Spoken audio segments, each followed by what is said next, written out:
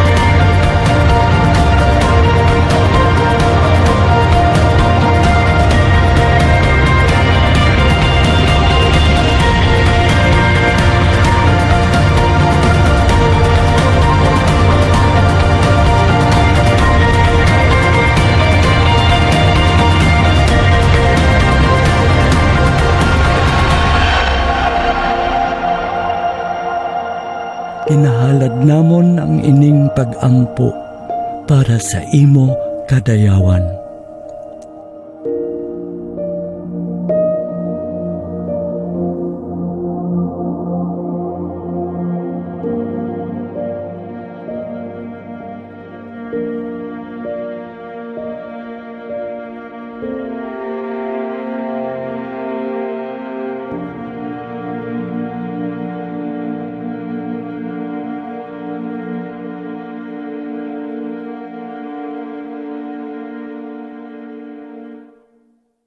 Good morning, everyone. Today is March 27, and we would like to welcome everyone, our artists for Kalibutan, our curators, and our island coordinators in the different islands of the Visayas, no? And our artists from London and Brussels.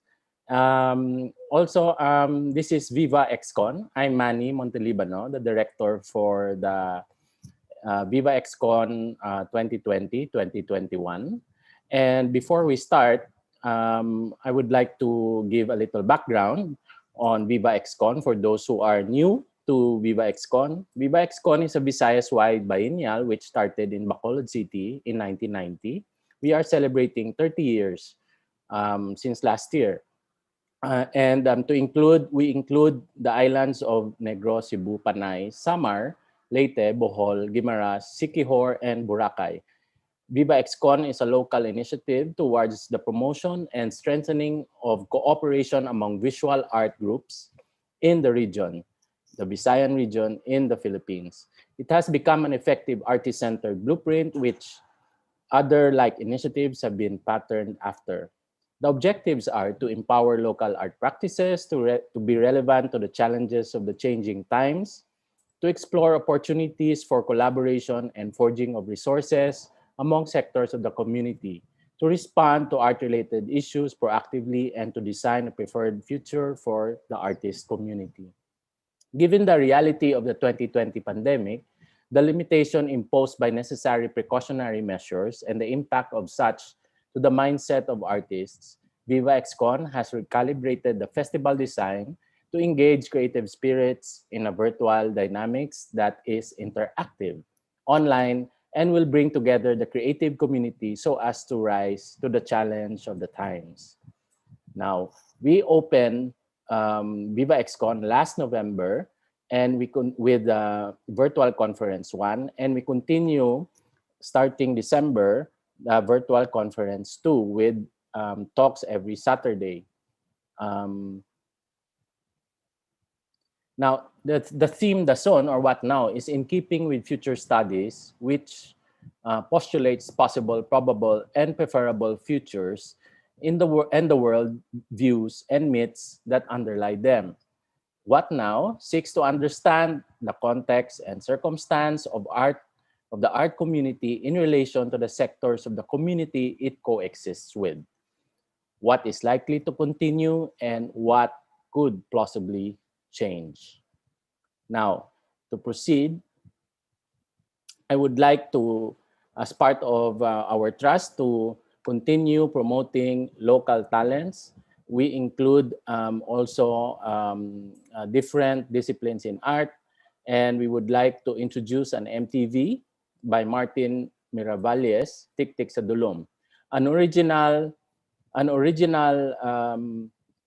composition by Mighty Hilamon's frontman, Martin Miravalles, Tik Tik sa Dulom, is the band's politically charged ditty on trapos and campaigns and unfulfilled promises. Quoting Hannah Papasin of Digital News Exchange, in this short exchange with Martin, he recalls the culture he grew up with and how it sparked him to write the song and shape his beliefs in his craft. Let us listen to this and hear more about their work of art with a purpose.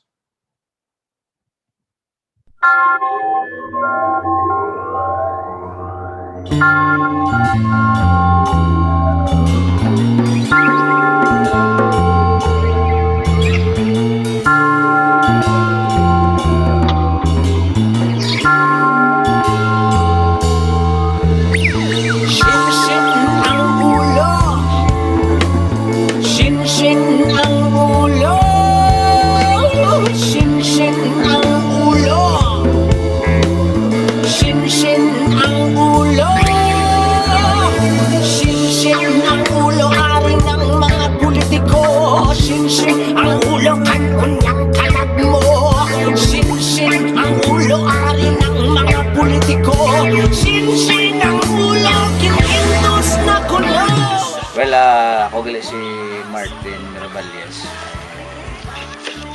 Taga Cadiz ko originally. muna, subong rin ako di sa San Salvador. Ang family ko rin man di yung apat ko bata, wife. Isa ko artist, ari ko bisubong, and muna may community kami di fruits community. So gabulig mo ko di for para ma-build up ang mga lugar.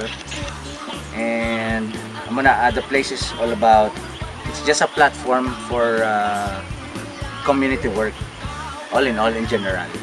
Kapamahaw sa iyang nawong may kadlaw, yambak sa atong mga tiil, iso kabala kung ikaw may pusil. Tao nga may prinsipyo, ang tao nga may espiritu. I don't believe in genre. Wala man genre, music lang ginaya para sa ako ng tanan. Kung genre mo lang yung istoryanta, so ang roots ko gidya folk song, Scottish, mabatian mo da mga pirot, mga maksorban, mga yuyoy, mga muna, dilame. So mabatian mo ang folk song sang locals. Ang akong roots tinubaan gid. So tinubaan, it's a folk local song na broken chords. Inom to ba, tapos amula na dang ilang tukar, in a way daw free will daw ka widow. So amo man ang nag-push sa akon sa composition, isa man na sa ka-factor nga pwede ka lang kanta nga wala kami ginabasihan, as long as ka lang sa tuno pwede lang sa gyapon. Ang reggae isa man kadako nga factor, hindi lang ang sounds kundi ang iyaman nga message ang message ng reggae. So the same lang gyapon, although alin sa Jamaica, pero ang makarelate ka bala kung nung nanagyan nila kag nanagyan mo subong same lang sa gapon.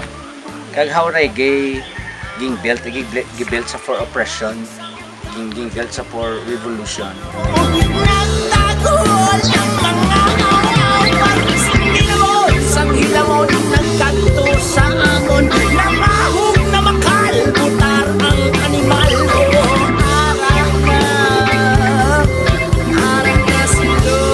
Pangatang baluta, nagali ng gatik, nagali ng tumoy. Alam sa ito, sa tagoy niya, nagaplastar plataforma. Nagali ng gatik, nagali ng tumoy. So that's why tik-tik sa dulong dragin na akong yubraya sa Cadiz. Ang istorya sinaya, it's all about fear. Okay, so nasa saging dakaan ko damo tagabantayan. So ikaw bata ka pala niya, fear nang inadasok si mo sang imo palibot. Sa mga bagay nga hindi mo makita. Amo ni sang fear nga delikado. Hindi mo, just like COVID. Hindi mo ni makita, pero fear ni siya, di ba? So tik-tik sa dulo mo muna, it's a cultural fear nga na develop sa akon. At the same time, may touch man sa politics. So politics, ang uso sa Amazona when it comes to mag-election, dra mo lang sila makitaan. Just like tik-tik, if there is a newborn child, dra mo lang sila makitaan. O dra mo lang sila mabatyagan kung may gabusong da, may bag-o da nga bata. So it's like politics, so muna. Election, yung bago naman mo, new, doon mo na, kaya mas lang makitaan. And most of them, di man tanan, pero most of them are just noise. It's like tik-tik, so kalas-kalas, hindi siya giliyan. Noise. Tapos, gabring siya fear sa society or sa isa ka lugar. Gagupa ang pamilya, tungkol sa mula na. It's about fear nga hindi mo makita, ang tik-tik. Bugtaw na. Kung bugtaw ka na, bukawa sila. Ang mga ignorante, bukawa sila. Ang mga hipokrito, kagang mga duplikara. Ang ara sa voice, nung nasa kun sa kwarta. Una, develop ako niya musical nga ano ba yung experience. So mati ko mga blues, rock and roll, So may mga abnoy naman, mga uwak. I believe in God. God helped me. The rest is just instruments. Kung sino man ang yatag sa akong help. So, tama ko na nag-help friends. But, I believe sa connection. I believe sa destiny man. Everything is destined man. Kakadto ka dito. Kung posigido ka. So, you have to help yourself man. At the same time, a little help from sa mga friends mo man. What I'm trying to say sa music ko, love ba lang yun? Why na? Mas kan bumamba ka pa buki na. Pero mo lang kamaturan. Love lang yun yung love sa nature, love sa respect ng tao. That's what I'm trying to reach. Not fame, but communication. Communication sa tao. Ang idea sang obra mo, sang kanta mo, sang love, mapabili niya. Mapabili ng bulatsagon. Sing-sing ang ulo, alin ang mga politiko. Sing-sing ang ulo, kalkul ng kalat mo. Sing-sing ang ulo, kabahog street, lupis pito. Sing-sing ang ulo.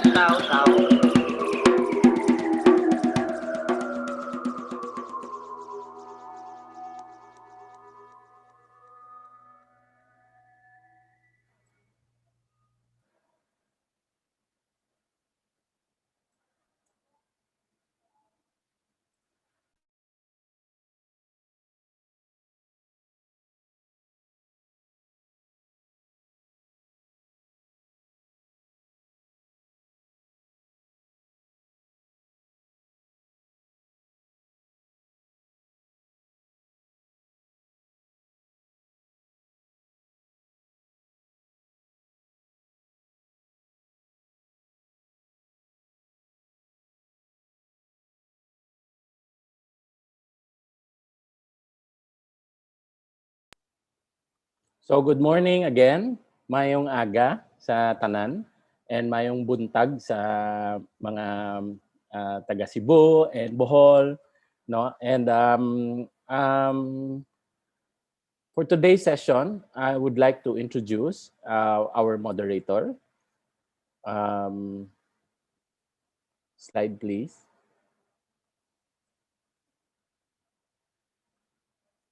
Our moderator is Dr. Patrick Flores. He is a professor of art studies at the Department of Art Studies at the University of the Philippines, which he chaired from 1997 to 2003, and curator of the Vargas Museum in Manila. He was one of the curators of Under Construction, New Dimensions in Asian Art in 2000, and Guangzhou Biennial, Position Papers in 2008. He was a visiting fellow at the National Gallery of Art in Washington, D.C.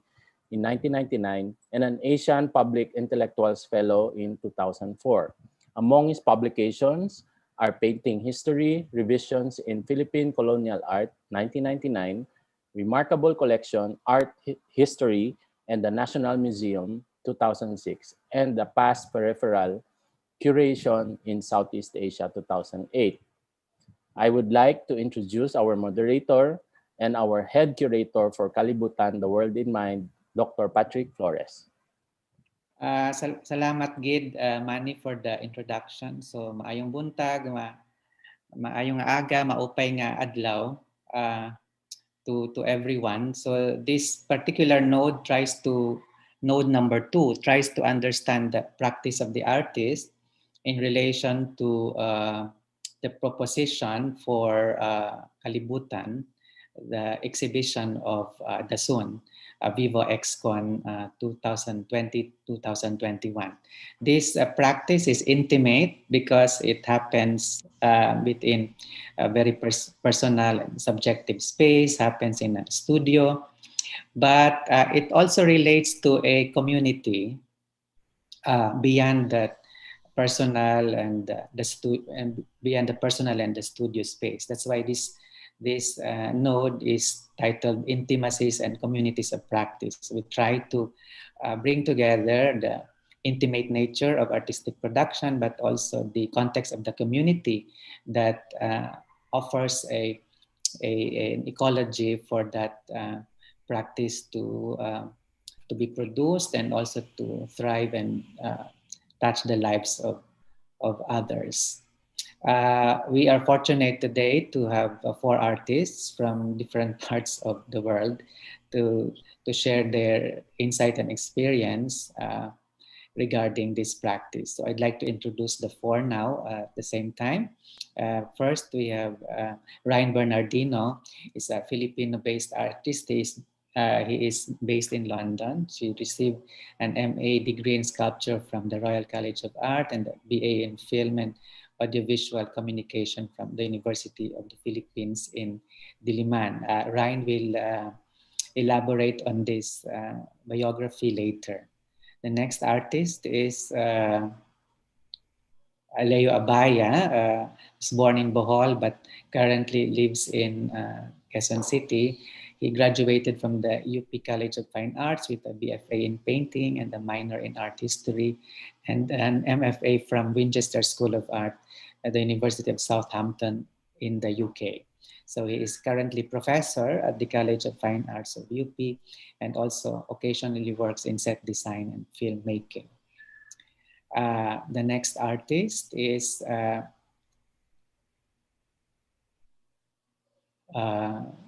Jowar Songkuya. Is a sailor, marine engineer, and a self-taught artist that has recently enrolled in the program at UP Diliman.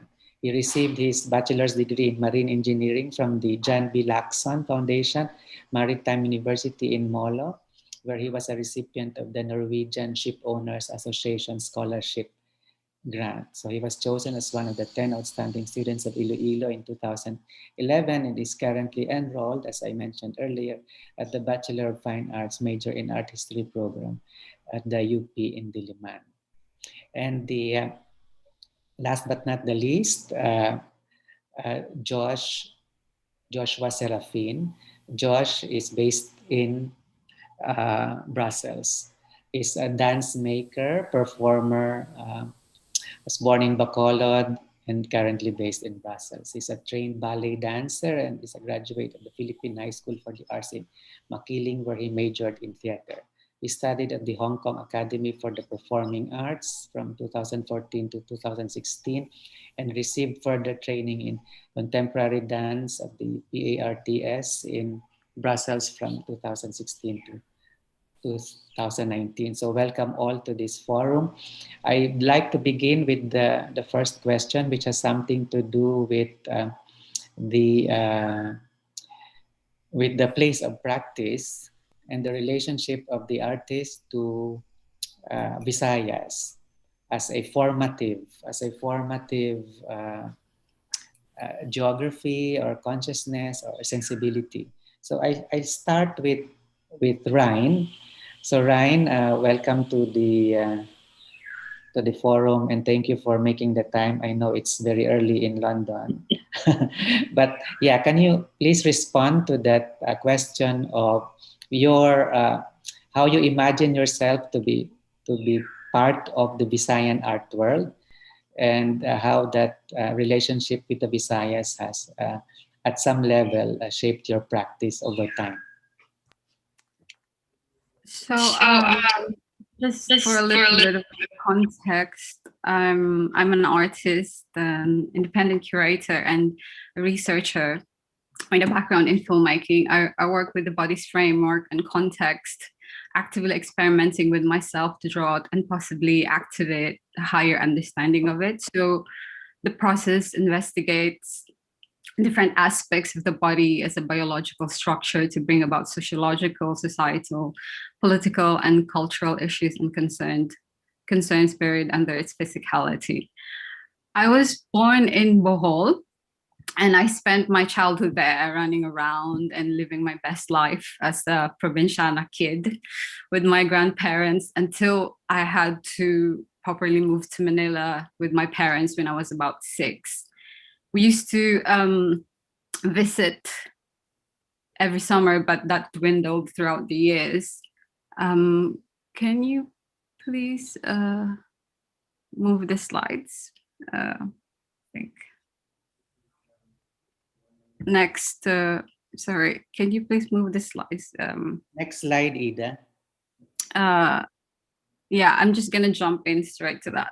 Yeah, so I have traveled the region extensively as an adult, but it was only about a couple of years ago that I had the chance to connect and initiate a proper inquiry into the art and culture scene in the Visayas through a research project that I started a few years ago. So I have been doing an extensive field research and global mapping of artist collectives, alternative spaces, and community-based art projects across the globe, which is now being realized into an online mapping interface, which will be open source, multi-authored, and in a way democratized and will be accessible online. One of the highlights of my very short initial research trip in Cebu, for instance, is meeting Sinag. Sinag is a Cebu North Artist Guild. This is a picture from that. So they describe themselves as a group of young emerging artists being united together to contribute and influence others for the betterment of their community through their love and passion in art. I was really struck and inspired by the conviction and dedication of these young people who are coming together from neighboring towns. They set up these weekly meetings, and there are about like 15, 20 of them, and they go to this library space. And yeah, they learn from each other and help each other in multitude of ways, and they would practice their technique. And when during that meeting there was like a prayer session, and one of the members said, like, help us improve our talents so we can also inspire and help others. I think this is very telling and somehow reflects this strong sense of collectivity and impetus to come together amongst art practitioners in the Visayas and in the regional Philippines, which I can relate more than, let's say, the ecosystem in Manila, for instance, or I don't know, maybe that's just the Bisaya in me. Thank you, Ryan, for that inspiring insight into your initial research. We look forward to the development of that research. So I turn now to Leo. Leo, can you also respond to that same prompt of your place in the Kalibutan of art in the Visayas?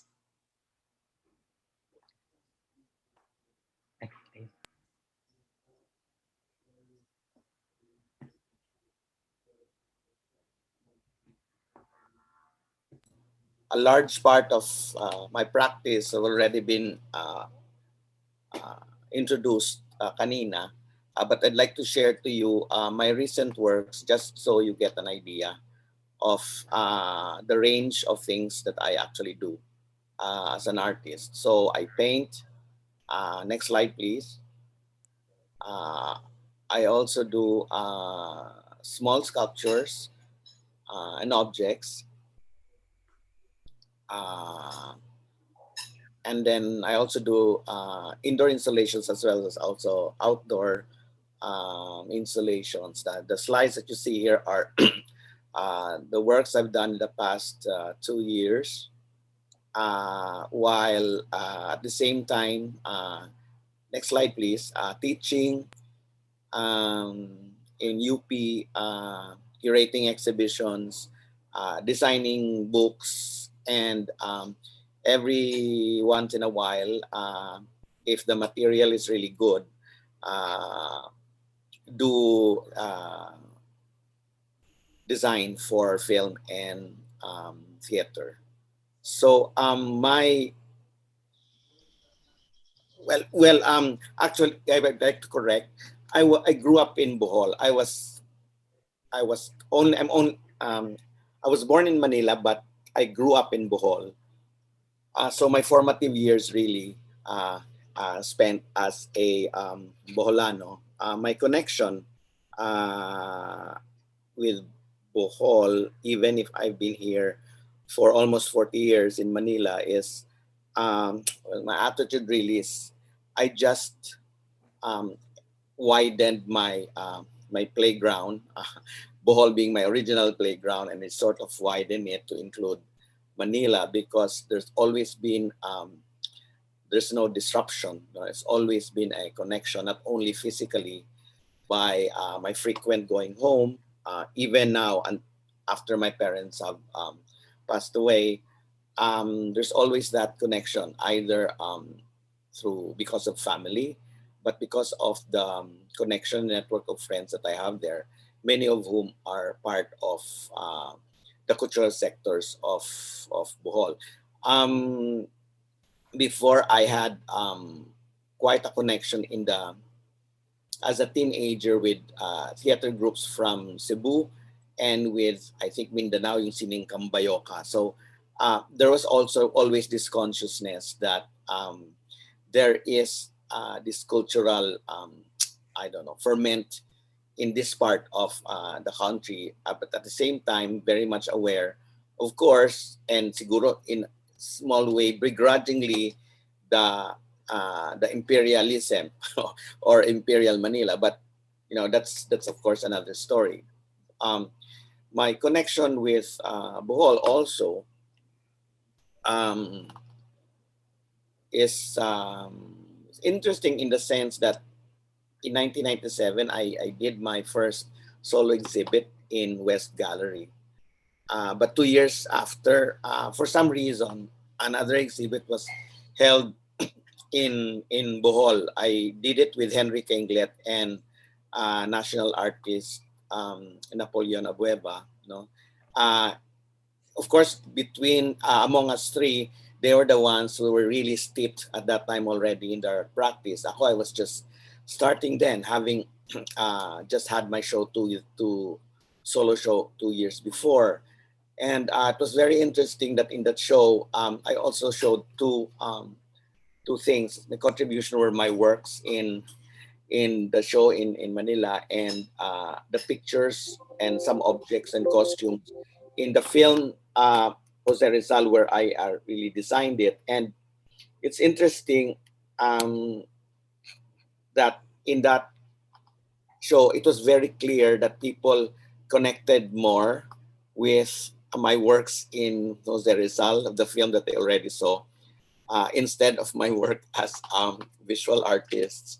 No, the reception was not very different from the reception I had in Manila. So in a way, it sort of cemented this comparison between the Manila show and the Bohol show of what I suspected all along, that my stubbornness in creating the works that I really like to do is this, that it really had no popular appeal. But I'm not saying this in rancor or anything, but more of a badge of honor. I guess it's a sign of pride of one's identity, which I think is a very Boholano trait, or in fact, a very Visayan trait. No, so that's it. Siguro. Do you want the next slide, Leo? Because I Yes, think yes, please. you Yeah, mentioned you mentioned Jose Rizal. Yeah. Sorry. I'm very sorry. Yes. Okay. Okay. There. So those are the samples of the the works I showed. And the left side are the sampling of the photographs I've showed in my work in the film Jose Rizal, and the right side were my rather idiosyncratic works. No, this was done in 1995 to 1997. I don't think this was very much the things that artists made at that time. But anyhow, those are the samplings. Next slide, please. Okay, so I'm having like I've always carried me, I think, two lenses that are interchangeable. Yung country boy lens, by being Bolano and Bisaya, and an urbanized creature lens. So it's something that is it's, I think it's with me all the time. But siguro another way that this can be expressed is in the book The Bohol We Love, which is a collection of memoirs published by Anvil. I have a short memoir then, growing up in Bohol. I called it Sketches of Home. So in a way, I think it's also there. It's how yung the formation of me siguro as a person and an artist coming from Bohol, Visayas specifically. My engagement with Visayas of late, next slide please, have actually made me more empathetic towards the struggling artists in the region. No, I learned a lot from the way they have thought about ways to support the artists in the region. And next slide, please. It in a way largely also motivates me to find ways to help promote regional talent to a bigger audience. So I always welcome that every opportunity like this one in Sugid, when I was asked to curate, no, a group of Bolano artists, a project initiated or proposed by some by Sam.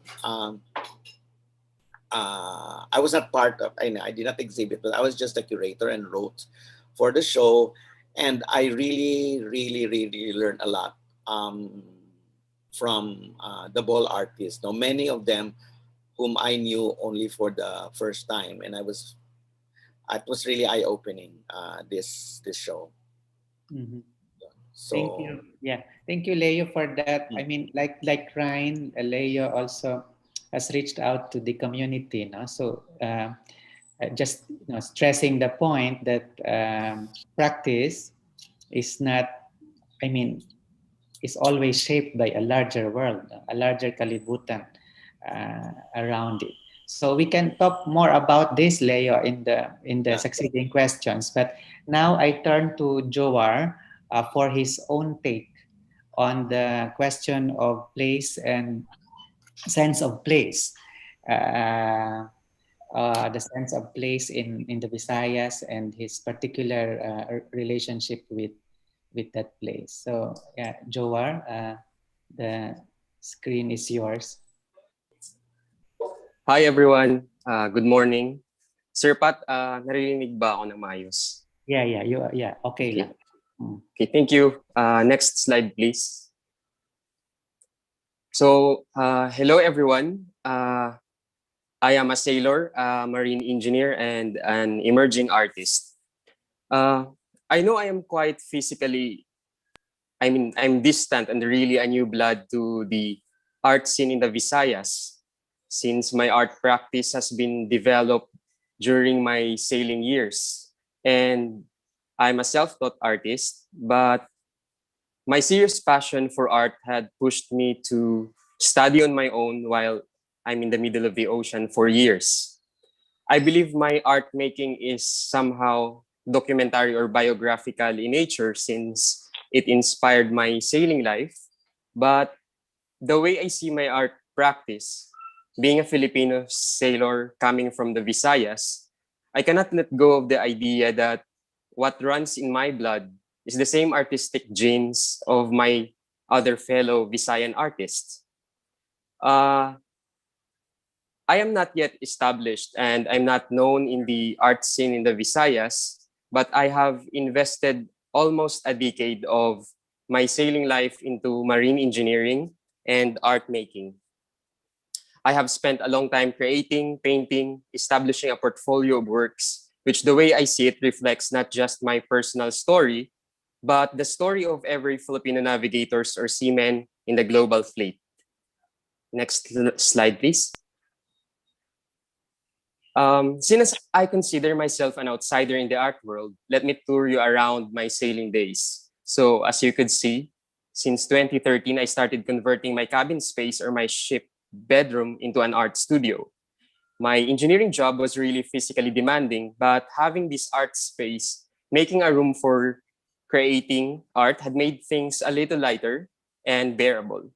So 2013, I was on board an oil tanker. 2014, a chemical tanker ship. And 2015, I was on board a container ship.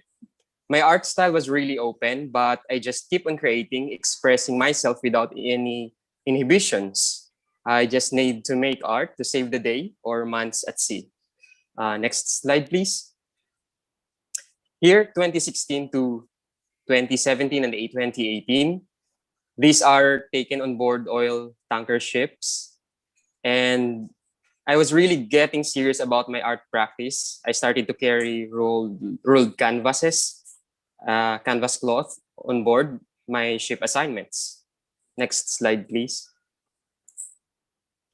2019, I had shifted to cartoonist style, more sketchy and dark themes. But by mid 2019 to 2020, I think I was having a tough, I mean, I went back to my usual impressionistic style and I turned into sea paintings. Next slide, please.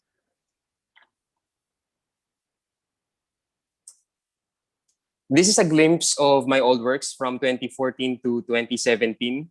Figurative, expressionistic, naive works. I think I have painted over 100 paintings and drawings during these sailing years, but most of my paintings are not publicized or shown in any galleries. Next slide, please.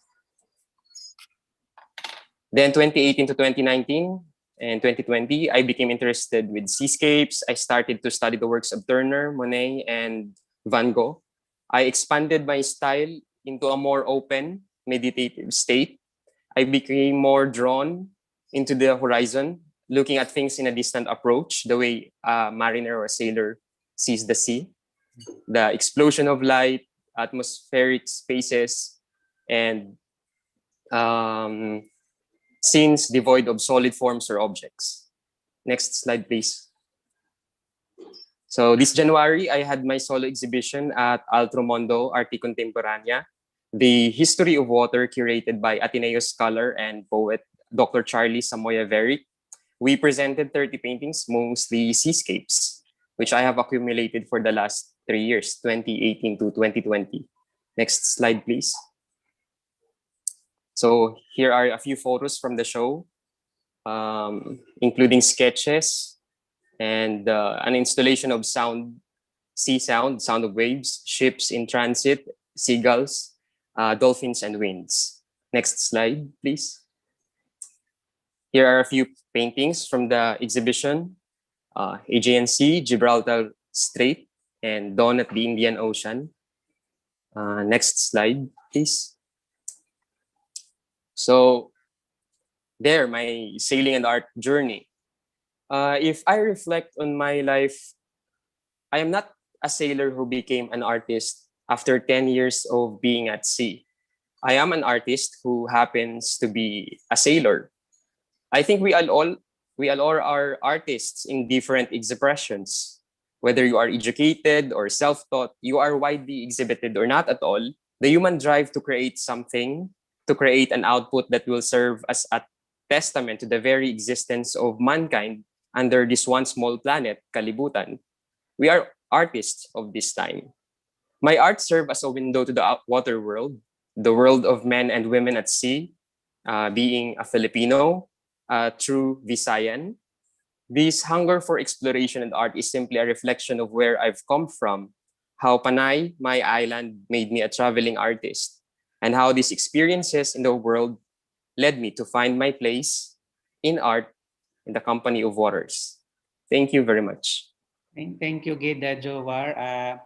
I mean, we are reminded of the current crisis of the Suez Canal, which Yeah. of course greatly impact the entire Kalibutan, no? And also to say that while you share some aesthetic affinity with Turner, Turner was not a marine engineer. Anyway, so just to put that in. Now I go to Josh for the same prompt, Josh. So thank you for staying awake in Brussels at around 2 a.m. So can you respond to the same question of place and consciousness in relation to the Visayas? Hi, everybody.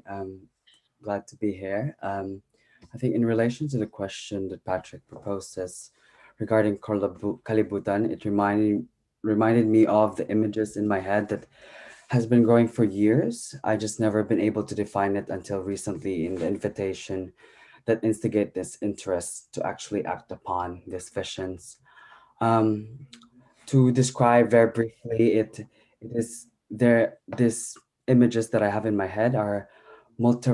There's a multi different forms of God, which intricate costume design coming from different portals from different universes, and there's one singular goddess in the middle where she is being gangbanged. Just to, um, I'm currently working on a work called Cosmological Gangbang. So this gangbang is all the gods, and but all of these gods are being portrayed or performed by me and visions of me, which is kind of an aspiration to become this being that has been living inside my head, of course, highly influenced by video games, Philippine creatures and monsters, anime, superhero movies, and many more. So after years of accumulating these images that I've had for in my journey as a dancer, as an artist, I decided to create Cosmological Gambang. Um, but a lot of it is highly inspired by, like Rain, from my childhood in the Philippines, in Negros, in Bacolod, where I was born, where it was highly influenced by a lot of spiritual practice, because my parents never really sent me to a doctor or to hospital, but I grew up with a witch doctor, so Oman Hihilot. So a lot of my cures when I was young is being putting like lana. Um, we have a lot of incense and a lot of herbal products that's being used to heal us, and all of these healing spiritual practices comes from a place which I believe is highly indigenous, or I can say pre-colonial belief system that influences a lot of my work and where it is now. But in relation to Visayas, I have lived in Manila. I moved to Manila when I was 12 to study in Philippine High School for the Arts, and after that I spent a year in UP Diliman. And after that, I moved to Hong Kong to study contemporary dance. And now I'm currently based in Brussels, which I finished my contemporary dance practice, which is a very Western context practice. And now I'm taking my master's in visual arts. But all throughout this journey of 13 years, a lot of the influences that I carry is from my childhood and what are this belief system that I grew up with in spiritual practices in relation to a much more bigger world outside the island, outside Negros. So I carry this specific ideology and I carry it to Manila, honed in Hong Kong, honed in Brussels, in a Western European context. And how do I integrate these two ideologies that serves and becomes much more a global entity? And that is the proposal of cosmological gangbang comes in. So from the island, I bring it into a much more global space, and how the interest with Viva is to bring back this ideology from the island to the world and back into where it all came from. Yeah, but I hope. Yeah, that's interesting, Josh. But would you like to annotate some images? Yeah, actually, yeah, sorry, I wasn't. yeah. I wasn't watching the. So, for example, this is void. Void is a practice that I have. So I work in two works. One is a very context-driven works, which is a performance and a choreography that's highly specific to the country, which is Philippines, and the other one is a more metaphysical forms and ideologies.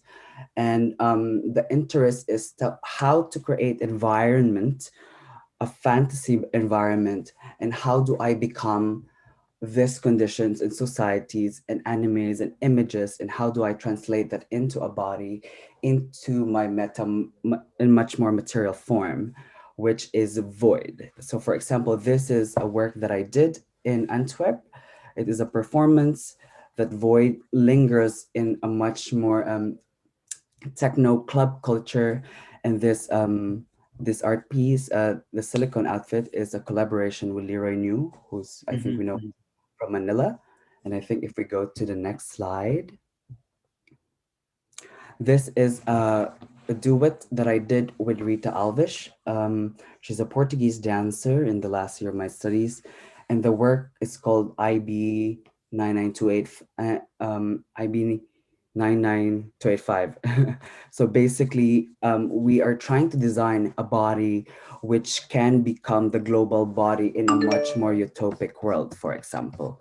So how do we design a body that would serve capitalism, that would serve um, every labor in the world by implementing all the skills, all the labor capacities in the body.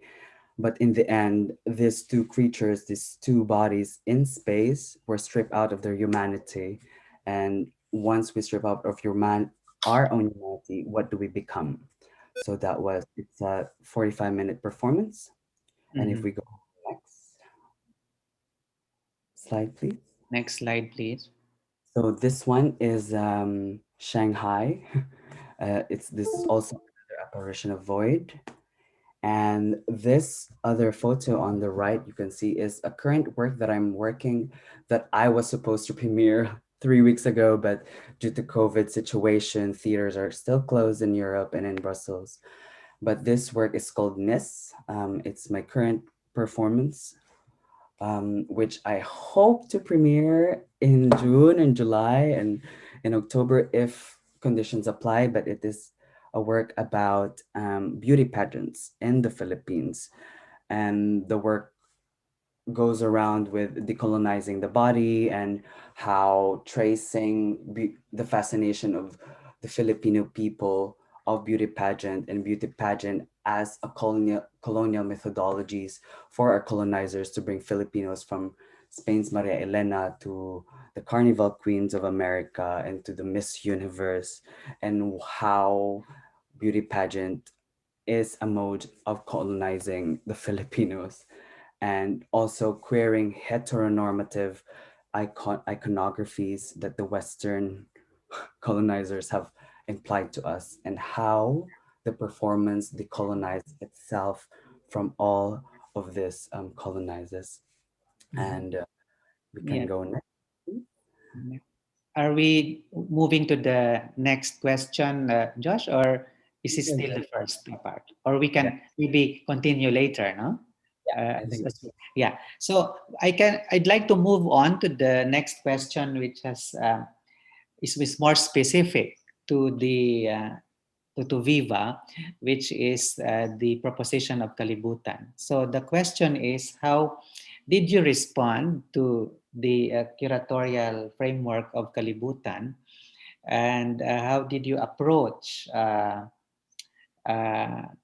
did you put in place a process towards realizing a proposal for the project? So I'd like to begin with Leo now for that part of the question. So Leo, can you briefly talk about this, your response to the curatorial proposition on Kalibutan?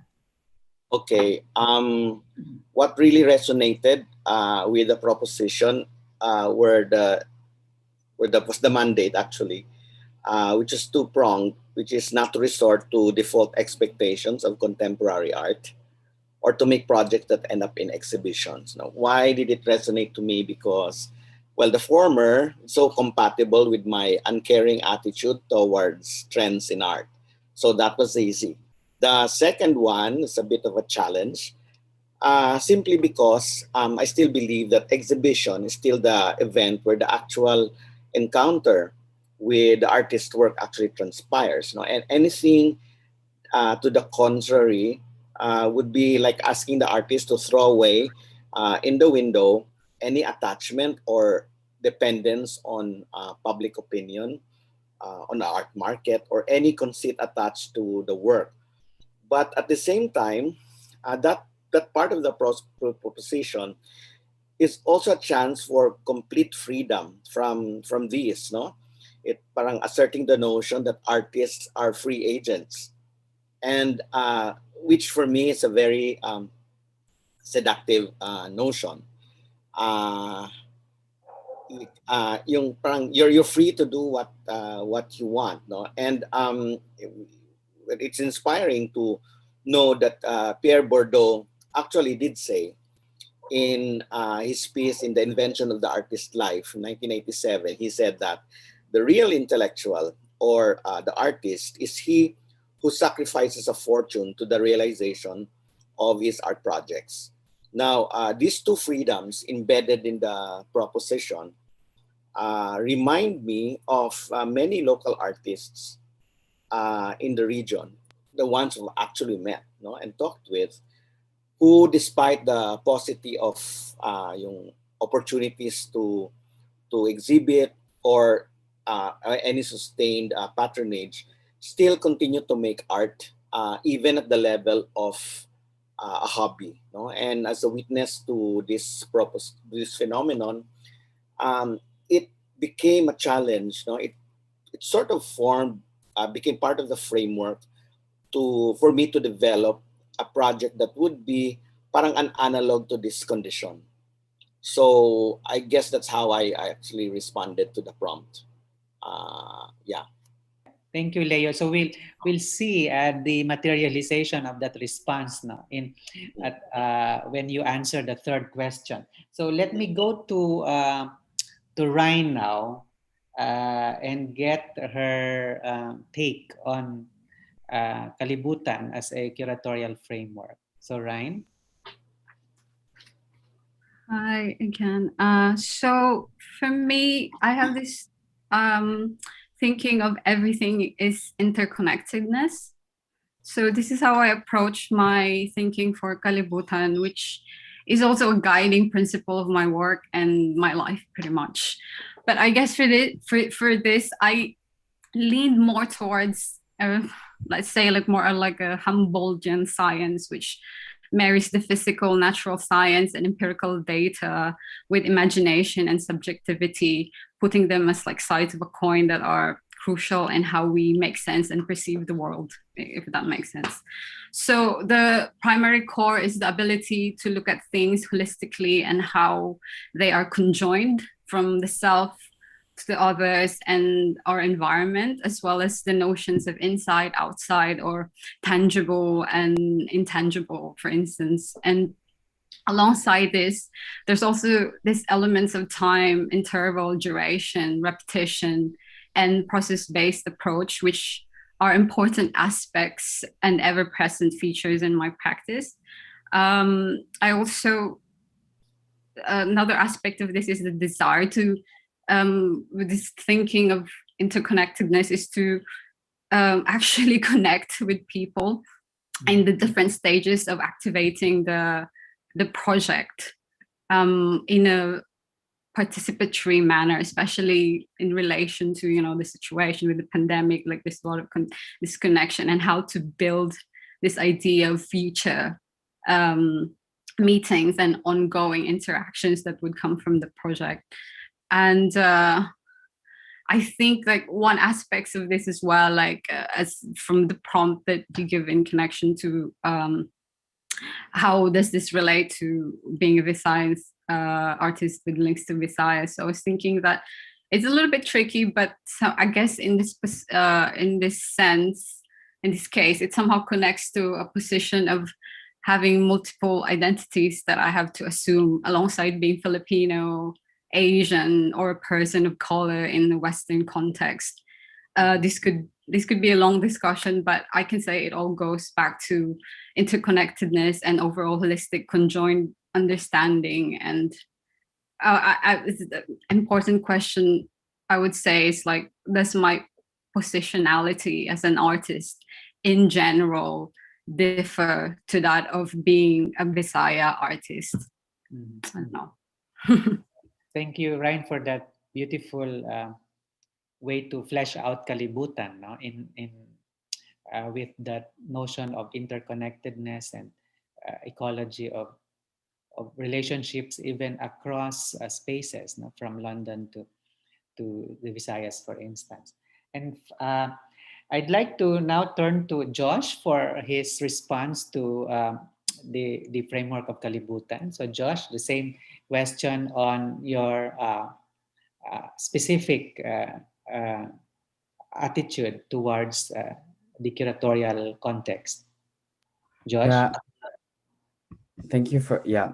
I think a lot of the work now that I propose is this work called cosmological gangwang, but the real intention of the work is to how do I decolonize and create normative cultural historical iconographies and ideologies that was implemented by Western ideologies, which is all about the work that I do due to the nature of my work and the history that I have of constantly moving from one country. And I've always felt that I'm constantly displaced. The body, which is the material object I inhabit, doesn't correlate or never felt belong to societies I have lived in. So, with this work, I would like to trace retrospectively my history of being alive for 25 years, but also to trace retrospectively my colonial historical past, as my great grandfather was half Filipino, half Spanish, and my great grandmother was half Filipino, half Japanese, who were apparently born in Negros, in Sagay, for example, and met during early 1900s during the war, and and they got together. And how do one part of the work is how do I research back retrospectively and understand my colonial history to where I am now, and how that history becomes into a much more bigger picture, and to how do I take that as inspiration to create a performance and a film to place it in the context of now, but also in the context of how do I make apparent these issues and an interest that I have to the present time, for example. So now I'm just basically researching and writing and designing and sketching and putting everything on the table and what I can materialize, and have started creating new materials and sculptures, for example, and things that are manageable to do now. But yeah, it's to basically the desire is to create this global world of a fantasy world of one's history of reimagining my childhood in the Visayas, but also its historical past and putting it back to the time now. Yeah. Yeah, that's so interesting how you mix the ethnic and also the child, no?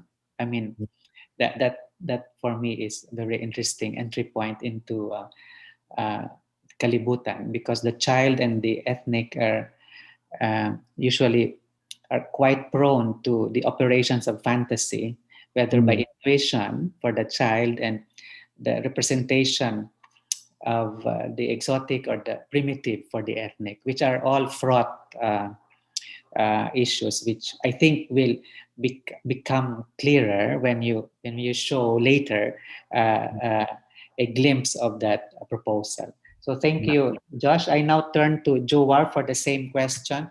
So Jowar, how did you approach Kalibutan as an inspiration for proposal for Viva? Hello again. Thank you for the question, Sir Pat. Next slide, please. So with a total number of 93,161 registered commercial ships globally, 50 to 70% of the crew are of Filipino or Asian origin. Philippines is noted as a major supplier of the world's maritime fleet.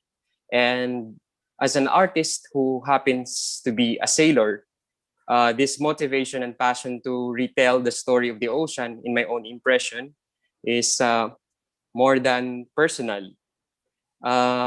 Just like what the issue is happening. I mean, with the issue with the stocked ship in the Suez Canal, more than 150 ships are also stranded, and every hour the global fleet or the maritime industry is losing 400 million US dollar per hour, and everybody is really affected.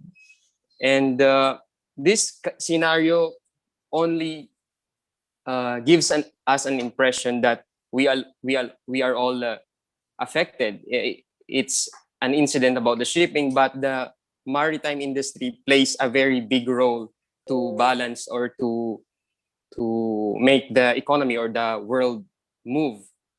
The ships that are being stuck at the canal could be bringing the vaccines or medicines, food, clothing, everything. So, as a former sailor or as an artist with a background in the maritime industry, I felt that this is a big or this is a good chance for me to represent where I've come from and to give the public or give the audience the sight or the glimpse of what is the life of the people living or devoting their time at sea. So next slide, please. Kalibutan the World in my projects, I mean, celebrates the globality of people. And it will present projects that celebrate our very own existence. What is our place in the world? What disconnects us? And at the same time, what binds us in this small world? What makes an artist an essential artist of this time? His or her continued passion to create and contemplate to the contemporary world. I am not trained to be an artist or educated to be one, but placed in a setting where I was able to see the smallness of the world, I ended up becoming an artist of my own. And in my case, the sea, the world made me an artist. That's it, Sir Pat. Thank you, Joe. I'm sure we'll see,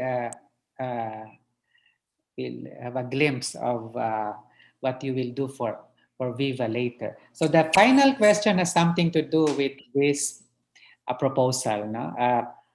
We are all excited to see a something, a trace or an initial impulse that will drive the proposal forward for an exhibition or whatever initiation can happen in July in Negros in Bacolod. So I'd like to open the this part of the forum for that, no? A glimpse into your proposal. So we can begin with Josh. Can you walk us through a bit in this exciting cosmological gangbang? Yeah, if we go to my slide, I prepared like a small draft on the video. It's a short clip. So now you see me moving in space in my VR device, trying to create a world. If we can also play the other video at the same time, I think.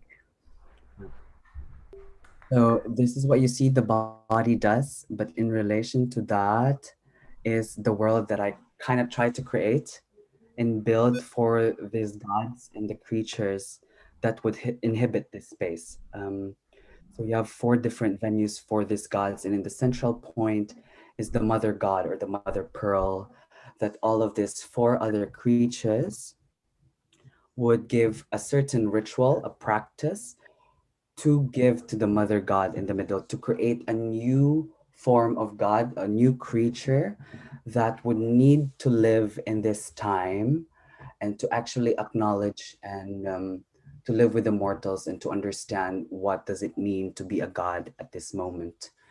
And if we go to the next video, to the next slide. So these are all studies, Josh, for Viva. They're all studies. Kung inulan pero may kinabaha ang mga kalsada kaya ang tubig aagwas. Kung tag-ilinit, patay tanan. Maski ang duta gabukas tungod sa bigti sang init na adlaw. Hambal sa mga tao nag-a-start dito, pati na sa mga tigulang. Kada isa ka siglo, ang tangkungan may kinabatan na isa ka timawo. Hambal sang iban, ang malanhig sila kuno.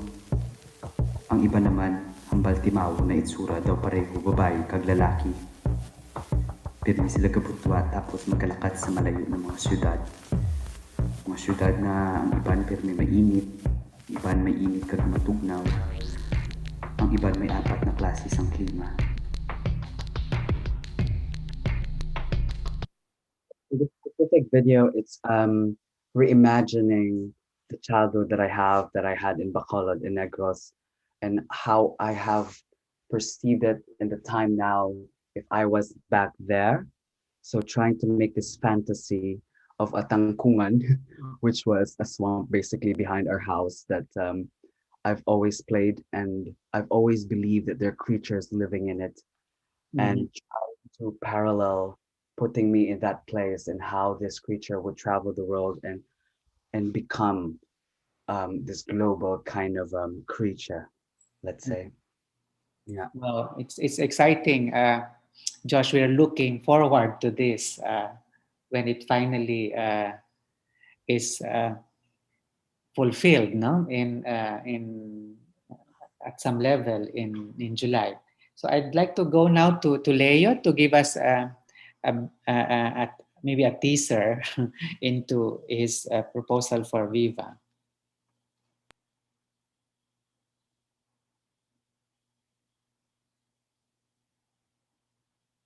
Leo?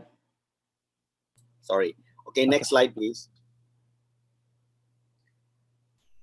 Okay, next slide. So, unable to go home in Bohol. Next slide, please.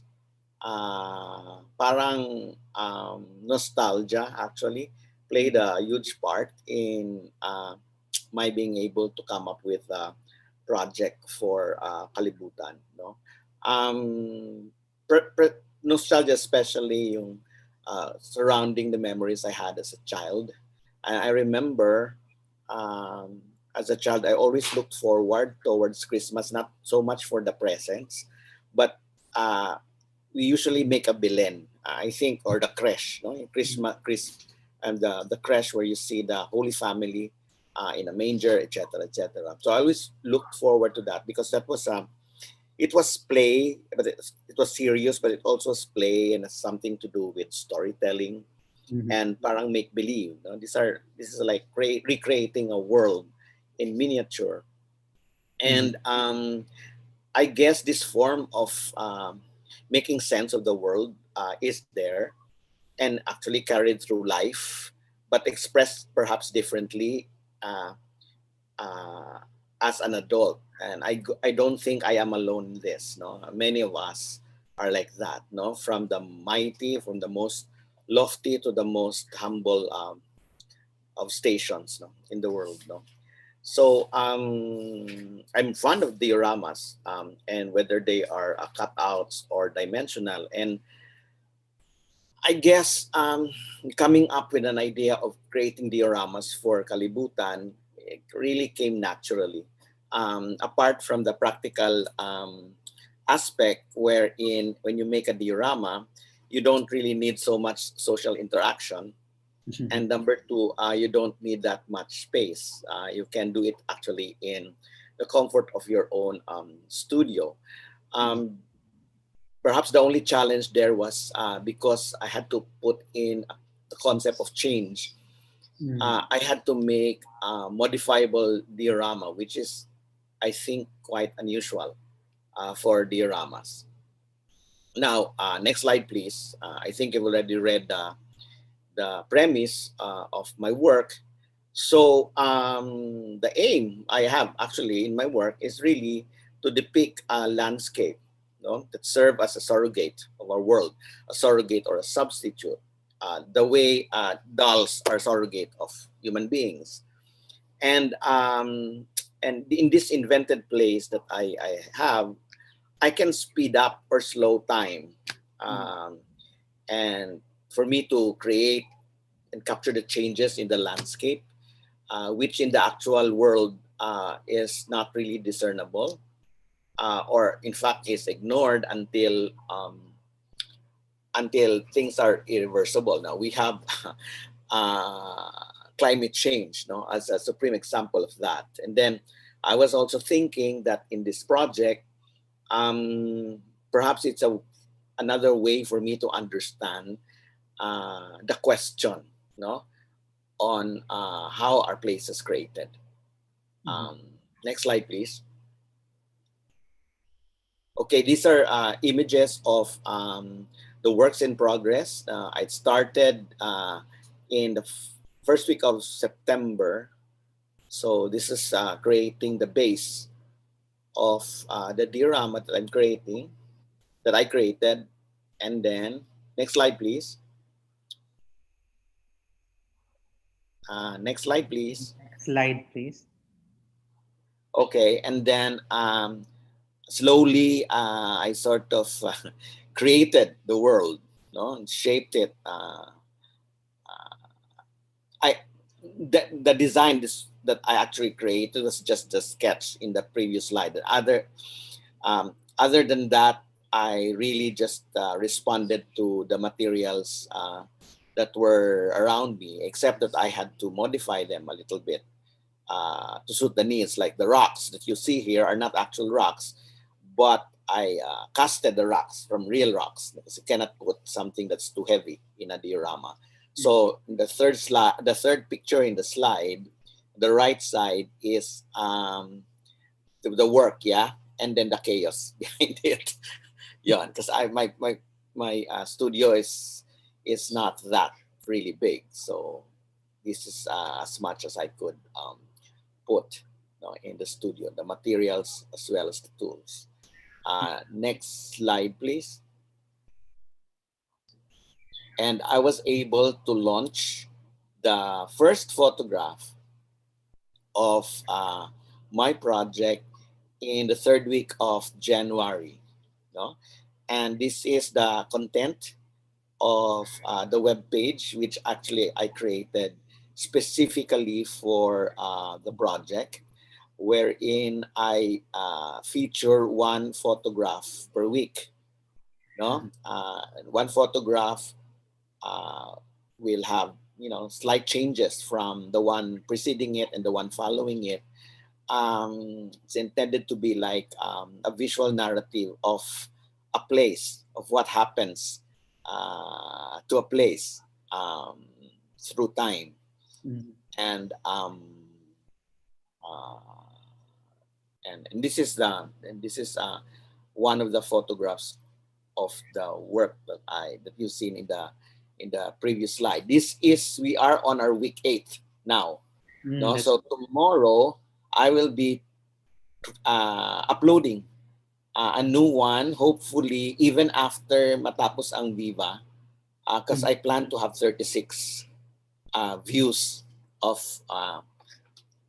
the diorama that I actually created. So that's great, Leo, no? Because you're also responding to this pandemic time, no? As well as the digital time. So that it's a very layered project, and I look forward to more dioramas across the weeks, no? Leading towards Viva exhibition and beyond. No? So thank you, Leo. We can now go to Ryan. Ryan, can we get a glimpse of your proposal for Viva? Yeah. Hi. This looks a little bit too technical. Sorry about that. I think so far the interesting process, it's quite interesting, the process of going through the work, because it kind of transitioned from it's tricky to find a place for it, because initially we wanted to have a well and utilize like or a fountain, and then it's interesting that how with dealing with this kind of what do you like public works and in situ, like work in situ, like it has to adapt to like the environment, and like what would fit the concept would evolves in that way. And so this might not make sense, but so the idea that I have is to, again, in relation to this, I've been working on a lot with interconnectedness that I said, like these notions of abstraction and arbitrary designation of value. And I think it's very, I find it difficult, I guess, that a lot of people as well, like how to give physical manifestation of abstract figures in a manner that is cognitively comprehensible. So the idea of this work is an extension of a work that I've been doing called About 30,000 series. So this alludes to like the figures in War on Drugs, and how when we're presented such big data, like how does it actually look like what is a 30,000 of something looks like. And I focused on this idea of collecting peso coins, which is just like 1 unit, and there's a face, and it's like it's kind of like this human element to it, and other layers as well. And how would that look like to have 30,000 peso coins? I've never seen that personally. To just process these things that happen in society, that how in these levels that we're able to connect that to ourselves, and how it doesn't seem it's not a very detached figure, I guess. So the idea is that I will be asking different people that I know from the Philippines to send peso coins in different parts of the country to gain this 30,000 coins, and it will be available in the installation, so people can use this coin as like a wishing coin, and they could insert that to this kind of wishing tomb that will be there as like a public what is like sculpture, and then they can put in the coins, and then eventually when it will be full, maybe it will stay there, and maybe it will be open, I don't know. So this is a kind of process in it. So this like the sorry, it's a little bit all over the place, but yeah, as I said, like this part of it is quite participatory. Like I want to use this opportunity to connect with people as well, and how you could engage people in a project like this in one side, and then on the other side as like utilizing this kind of artifacts or gifts or contributions in a different way on the other side, if that makes sense. Yeah, thank you, Ryan. Yeah, it's intriguing and we're looking forward to seeing it, concretized and realized in Bacolod. We have already found a site, right? So we're moving in that direction. So, and finally, Jowar, would you like to give us a clue into what you'd like to do for Viva? Next slide, please. So for Kalibutan, the world in mind, I will be presenting Atlantico, Pacifico, Artico, a representation of the 3 major oceans of the world, a glimpse of the world of our Filipino men and women who had devoted their lives at sea. This year marks the 500th anniversary of the Philippine part in the first circumnavigation of the world. And today, the present-day sailors and navigators are being considered as the modern-day Magellans. I think this concept is a fitting tribute to our Filipino men and women at sea, a reminder that we are a seafaring nation. Next slide, please. I have aged with the water. I sailed the world before I turned 18. And this familiarity of the sea where I've grown with, from being a farm boy from Iloilo to into an adult seaman navigating the world, is a story of the Kalibutan we live in. Atlantico Pacifico Artico is an impression of the Kalibutan, of the sea, from the sea sailor's point of view. A Filipino mariner who happens to be a true-blooded Visayan. That's it, Sir Pat. Yeah, thank you, Jowar. It's a privilege, I think, to see the Atlantic, the Pacific, and the Arctic, no? And I think few people have had that privilege. So, yeah. So thank you all for this sharing. We don't have much time, but I'd like to ask one question for all. There are several questions from the audience, and I'd like to condense the question into one. And the questions generally clustered around the tension between formal issues of artistic production and social context in which you find yourself, and the social context to which you speak. No? So maybe in a brief and sharp way, you can respond to this anxiety that always, bedevils the audience and also bedevils the artist. How do you delicately respond to this push and pull of formal issues or issues of formalization, meaning producing art, and then the context that is, I'm sure, always within those issues, right? But how do you, navigate that maybe whirlpool? Yeah. Anyone? But briefly, please. Maybe we begin with the professor.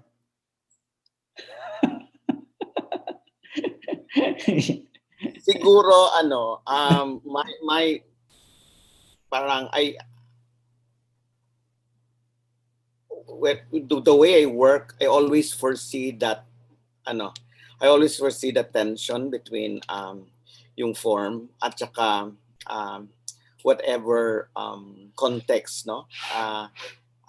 The creation of the form inhibits or possess. So I really start that the strategy, siguro, if you can call it that, from the very beginning.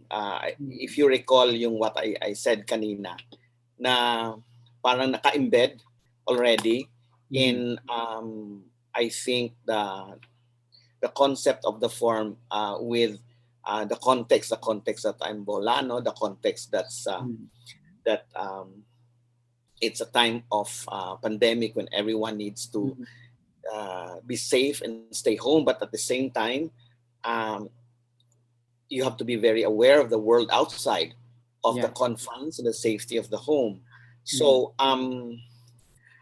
I guess this is where the idea of what they call this, the idea of the diorama came in, because it's like a toy, you're like playing, except that for me this is productive play. There are discourses in art about the value of play in creation, no? So I think this is where this is the comfort, I guess, siguro, because there's always anxiety when you make a work. When you think about it, you seem very sure, but when you are confronted by the materials, when you're confronted by the difficulty of joining, of interlocking what you want to say and what the materials offer you two ways yan, no? The limitations and the possibilities. It's always there's always a big tension in terms of deciding what route to take and hoping you not regret taking that route. So and yeah, siguro I guess the comfort for me is really in the what others have really done before me regarding this matter, regarding the subject matter and the content that I would want to communicate, I guess. But still, there's this really challenge to approach it like head on and hope not to, I guess, fail or not to, yeah, at the very least, disappoint yourself. Yeah, Uh, I think that Leo, you brought up a good point about play Mm. as something that can transcend that seemingly binary opposition. To transcend it, but at the same without erasing the tension.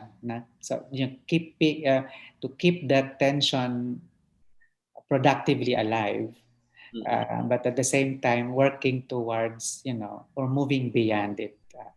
or siguro making sure that uncertainty is an asset rather than a liability. Parang Yeah, ganon. It's yeah, like a nice uncertainty. I think that's what it is. Parang play, parang laro. You don't know if you're going to win or you're going to. yeah, to keep the contingency. Uh, So, maybe Ryan, your take on this? I'm not sure if I understood the question, but I think context is very important. So in relation to form, I think like the way I approach my work is everything. There's a reason why you're using a specific material and why a specific prop of everything that can be seen there. There's a reason. It's not arbitrary. It's not random unless that's what you wanted to do. So I think that's important. But I think in relation to tension, I'd like to fail. I think failure is very good. I see failure as like sometimes, and you never know. Like it could be like especially with process-based works, which I do, and you don't really have a specific goal in the end. Like if you do durational works, for instance, and time-based works, like or you do live performances, like sometimes like people ask when do you stop, like you stop when the work is done and it just happens, like this is kind of element in the work. And at the same time there is also I always remind myself of having this when it doesn't flow, then it's probably not the best way. So if he struggles so much with coming from experience, like if you struggle in one process or one material doesn't work and how you present something, it means that you probably should give it up. And because usually it leads you to a better way. And this is just sometimes when you push for things that just wouldn't happen and materials that wouldn't work. And I don't know, maybe it's cosmic as well. Like it's just, you just, if it flows, then that's where you should go. Yeah, you have to listen well to the Kalibutan. No? Yeah, and Jowar, your reflection on this issue. Jowar, I think Jowar has frozen. No? Maybe Josh, your reflection on this issue. I think I agree with a lot with Ryan and Leo, but to in terms of a lot of the things that they said, but I also feel like form. I work with form. My body is my form, and like a lot of my practice is my body, and my body brings a certain context and history. And how do I justify when I create a specific work or a performance, the choices that I make within the piece? And I'm taking notes actually as I go along because and certain uncertainty in play is part of the whole performance making and choreographic work. Even when you premiere a piece, everything is still uncertain, and it would take certain time to actually place things how it should be, how it should be done. And in the end, like, I feel like when I make a performance, it will always be uncertain. Like, my intentions are clear, but for the viewer, it will always be different. And all of us comes from a different perspective, and they take what it is, and your intention might be read very differently. So yeah. So I think so. The tension is performed, no? So, I mean, it's embodied, embedded. It's there, no? Thank you, Josh. And very briefly now, before we turn over to the next part of the program, Jowar, can you briefly reflect on this issue of form and context? Yes, it's a very tricky and a very not. I think it's a quite difficult question for Marino or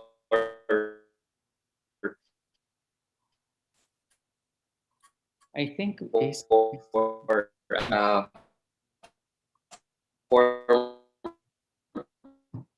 for a marine engineer,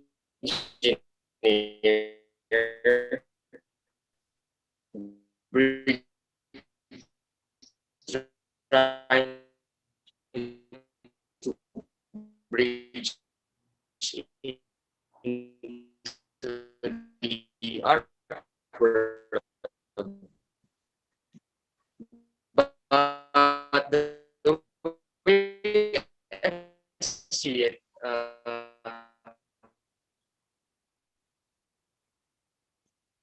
So I think we're losing Jowar, but anyway, I'd like to thank Leo, Josh, and Ryan, and of course Jowar, for making the time today. I hope, yeah. So we have node 3, and we can further talk about the proposal. For that node, we will uh, uh, go deeply into the form of the work. So, so thank you. I'd like to now introduce USWAG, which is the island initiative of Region 7. And I'd like to, at this point, introduce the island coordinators of Jake Atienza from Bantayan Island. He was born in the Philippines to Dutch Filipino parents. Jake was raised in the contrasting cultural and physical climates of both countries. His work blurs the line between journalism and art, exploring issues related to power, social marginalization, and ecology. From Bohol, we have Jeffrey Sisikan, the island coordinator of Bohol, a graduate of UP Cebu, major in painting. He worked as a product designer for an export company in Cebu and is now a full-time painter. So let's welcome Jake and Jeffrey, and finally, Jay Hore, island coordinator of Cebu. He believes that the Visaya has a subject, has an inherent artistry, and is currently the president, the national president of the National Youth Forum on Heritage Network, which advocates the involvement of the youth in the work of preserving Philippine cultural heritage, aside, of course, from the fact that he teaches at UP Cebu and is the curator of the Hoya Gallery. So welcome to Jake, Jeffrey, and Jay. And to moderate this session of USWAG, I'd like to introduce Jum Wano, who is an advocate and an artist. He works in social development organizations promoting human rights and helps the marginalized to be heard, may it be through his art, a protest, or the social development work he is doing. Also a photographer, he believes in the power of images to tell 1,000 stories. So thank you, Jum, and I'd like to turn over the screen to you for this part of the program. Thank you. Thank you, and thank you, Sir Patrick, and good morning to everyone. So welcome to the Visaya Special, and it's a privilege, no, na we will be sharing this screen with three artists coming from Bohol, Cebu, and a group in Bantayan who will be talking about their initiatives. So to start with, let me introduce the one who will talk for Bohol. We have Mr. Sam Pinaso. Next slide, please. So we have the artists from Bantayan Island. They are called the Panlantawan. So Panlantawan is a group of artists that are come together in Bantayan. Basically, they are composed of Jake Atienza and Marta, and then several other artists such as Delio, April, John E, Kukay, and Robert Fuentes. So Panantawan, they are interested in bringing together the Bantayan artists in different practice, aiming to make work together, engage in critical discourse, and they have been supported by Viva XCon, and they have been doing an exhibition in Bantayan. Next is we have Sam Pinaso. He is a celebrated Boholano artist and now based in Manila.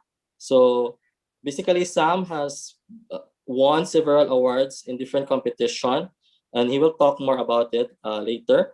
And he has also initiated the Bohol Bohol, an exhibition which caters Boholano artists, at the same time giving them platform to be able to exhibit their artworks not only in the province but also outside of Bohol. And lastly, we have Wendell Ramos. Wendell is the Cebu-based artist.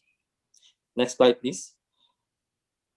He began at home where his father would illustrate cartoons for magazine. His personal art style, which eventually landed him a career in animation and apparel design, and he grew with him naturally. It was automatic, like an involuntary muscle. So through the years, Wendell art has been influenced by pop, lobo, street, and graffiti art. So in his college time, he was urged to record events in his life. That these techniques gives birth to the autobiographical artworks after earning a bachelor's degree in fine arts, major in studio arts, and UP Cebu. It is through his art that he aims to express his thoughts in autobiographical pop surrealistic approach. Currently, Raimondi works as a visual artist by day and a struggling artist by night. So we will be showing you some of the videos coming from Bohol, Cebu, and Bantayan, talking about their art practices, initiatives, and so on. So let's start with Bohol.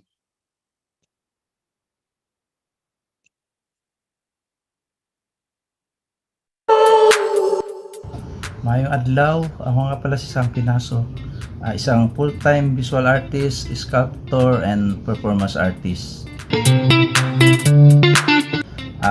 From Bindolman, Bohol, pero naka-base na ko karon sa Manila. Napag-aral ako sa TUP, Technological University of the Philippines, major in advertising.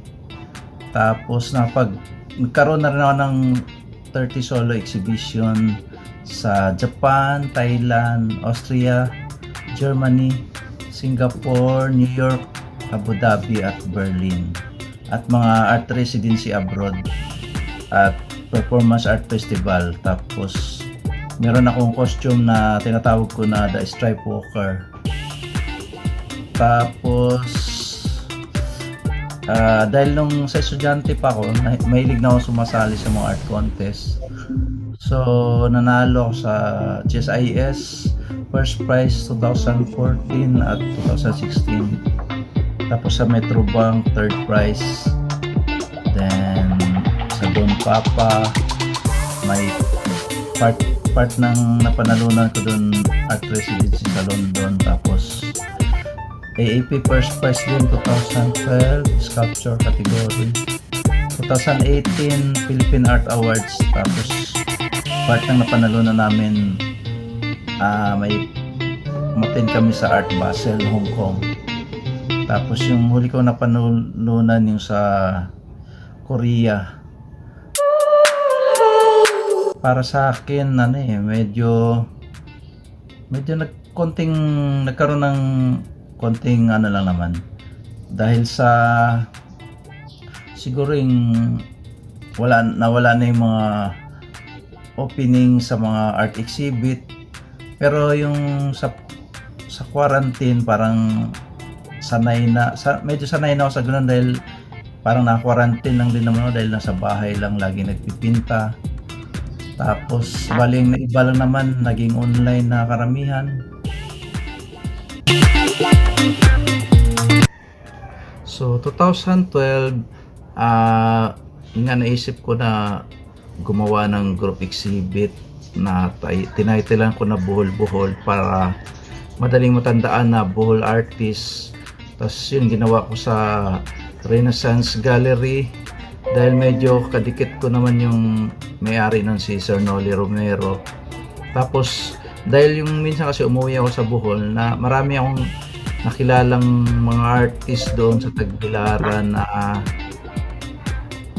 hindi sila masyadong nabigyan ng pagkataon na makapag-exhibit sa Manila. Kaya yun naisip na gumawa ako ng group show sa Manila. So 2012 yun, I think 16 yata muna. 16 yata kami na artist noon eh. So sinama ko pa si Cesar Montano dahil nagpipinta din siya. Tapos yun sila si Ma'am Nene Longay, buhay pa siya nung time na yan eh. Tapos sila Guy Custodio, sila Rick Ramasola, yung mga kilala na mga veterans artist sa Bohol. Tapos sila Glenn Lumantaw, sila Joey Labrador. Pero yung exhibit na yun, so hindi naman sila obligado na pumunta sa Manila dahil alam ko magastos din. So ang inano ko na lang kahit painting na lang ang madala. Tapos yun, naging successful naman siya. So tapos yearly yun, ginagawa ko siya. Hanggang nung 2019, nag-propose din kami sa NCCA Gallery. Tapos yun nga yung ginawa naming title na Sugid. So kaming nag-organize curated yun ni Sir Leo Abaya. Tapos kami nila Jom Uano and Jeff Sisikan, tinulungan nila ako na gumawa ng mga write-up. Tapos yun, naging okay na. Tapos maraming mga pumuntang taga Bohol artists para umattend dun sa exhibit sa NCCA namin. Tapos at pagkatapos nun bali ginawa namin travel exhibit siya. So in-exhibit naman namin siya sa Bohol, yung mga artwork namin galing sa NCCA. Tapos ang challenge na mag-organize, masaya din naman, although ang ginagawa ko na lang dahil syempre yung iba limited yung budget. So sabi ko kahit painting na lang ipadala nila, tapos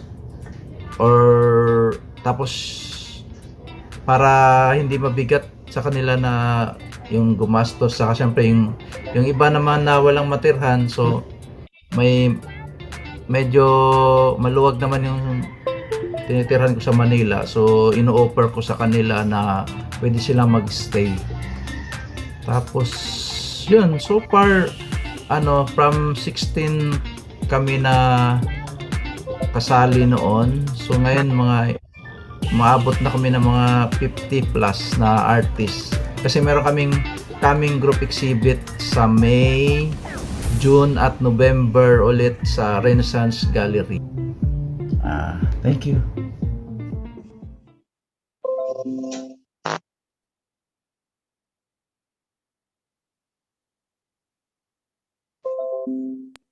Next, we will have the video from Cebu.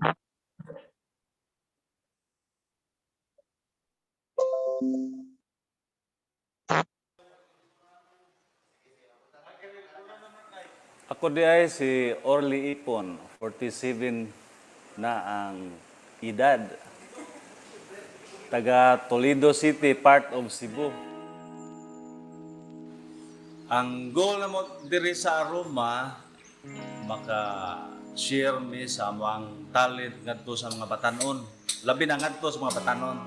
Labi na gyud katong dili maka-afford o adto sa universidad, sample sa Cebu City, para maka-eskwela o fine arts, ganahan mag-fine arts, walay ika-afford ang mga ginikanan.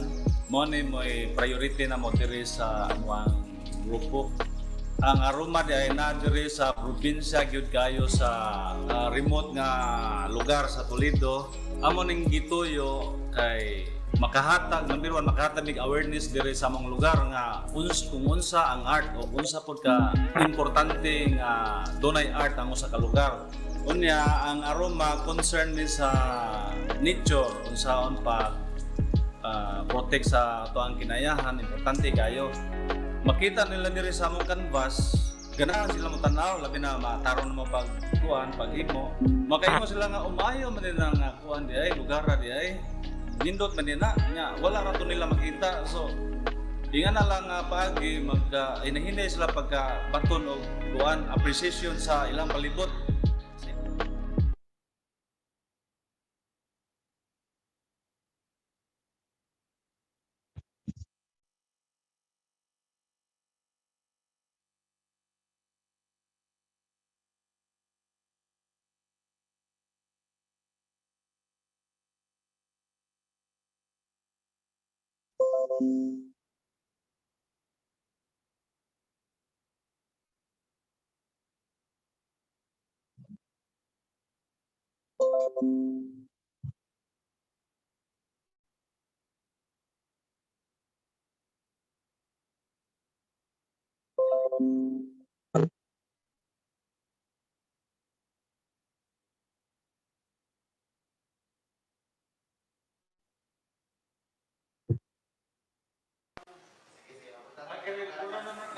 Ako di ay si Orly Ipon, 47 na ang edad.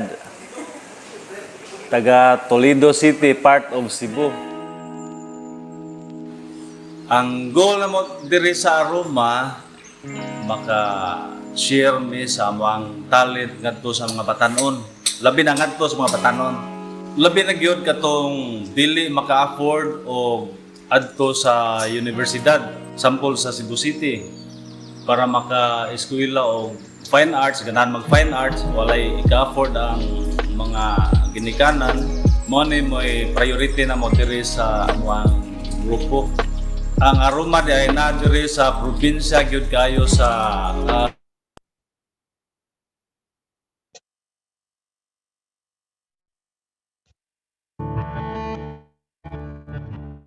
Ang art para nako is a form of visual expression kung asa nimo ma-express ang imong giuna-una o gibati pinaagi sa mga pictures or graphics lisod siya i-describe sa mga pulong lang kung dili ipakita gini mo sa tao para dali siya masabtan. Ako si Wendell Remonde, nag-base ko karon sa Argao, Cebu, 66 kilometers away from the city.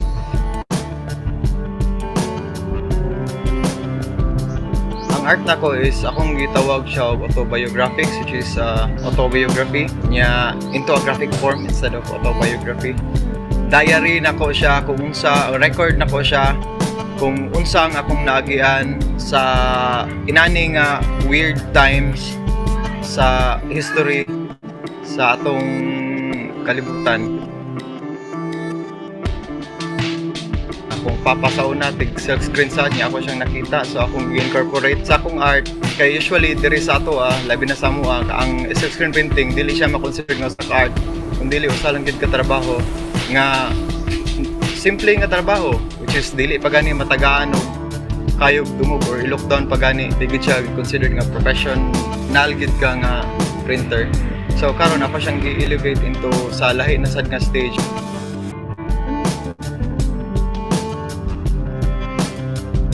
Ako igtapang na po ang art sa panahon karon nga pandemic kay grabe ang stress ug ang anxiety nga atong na-feel, ang cabin fever. So if wala pa siguro ang art, which is mo'y akong kuyog perme ug ang pinamag-inusara ko. Ako kay siya og tabang sa akong sanity o sa akong health kay labi na karon nga I'm struggling with some health issues. Nag-base ko sa Cebu City for the longest time after ko nag-graduate og college. Dito na ko nag-base as graphic designer, as an artist. Supposedly, mag-base na ko sa Manila. Pero karon tungod sa akong sakit, nabalik ko diri sa Argao. And karon nga naana ko diri mas ni grabe ang akong production kay feeling nako sane ko, at home ko o confident kaya ko kay surrounded ko sa mga memories nga pwede na ko ma-incorporate again sa ako ang mga artwork soon. Nga makadig ko more inspirations, mas rooted sa akong unsa ko as bata, labi na diri kani nga community nga diri gid ko nagkabuot mostly sa akong mga experiences kay diri gid na siya nagsugod tanan. Ako ay nagtabang sa art, excited ko sa sumusunod ako nga art kung unsa gid ako ma-create. Labi na karon nga ang akong nanapoy gamayng studio nga ako yung napundar through rasad sa akong art.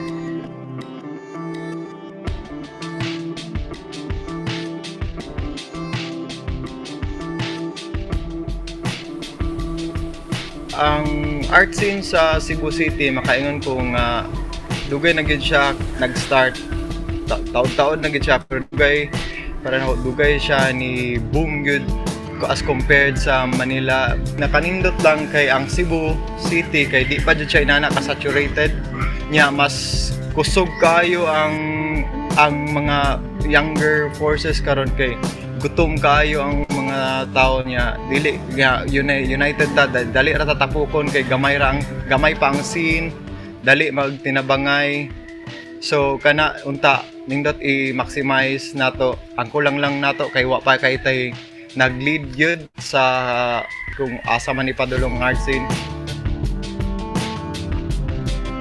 Ang art pwede siya ma-record sa kung saang nahitabo karon nga magamit nato as reference sa kung unsang sa upcoming sa mga future generations sa ani nga fast-paced world nga tanan bisag unsa na lang next week lahi na pod nga unsay uso and all that nya usay malimtan nato ang atong roots. So dako ka na siya tabang sa paghatag og visual representation sa kung unsang ang history. Dali masabtan o dali makakatch og attention og interest if visual ang imong i-present sa usa ka tawo, labi na sa inaning community namo diri sa probinsya nga ang mga tao dili na mo mubasa or sa gamay kayong basa kay kapuyan na kay busy as compared sa visual nga in your face kayo ang message. So as artists dindot kay na siya nga imong contribution sa society to give awareness o give sa ihatag og record sa kung ang unsa ang nata karon, labi na kaning panahon sa in times of COVID. Wa ta kabalo pila ka 50 years from now mawala malimtan na ni. If wala tong mga records, wala ang mga paintings, mga performances, mga videos, kanta about ani, maulimtan na ni, wala ang mga wapa ng anak karon wala idea kung unsa ni. At least makakita sila sa glimpse sa kung unsang nahitabo sa past. So kana siya.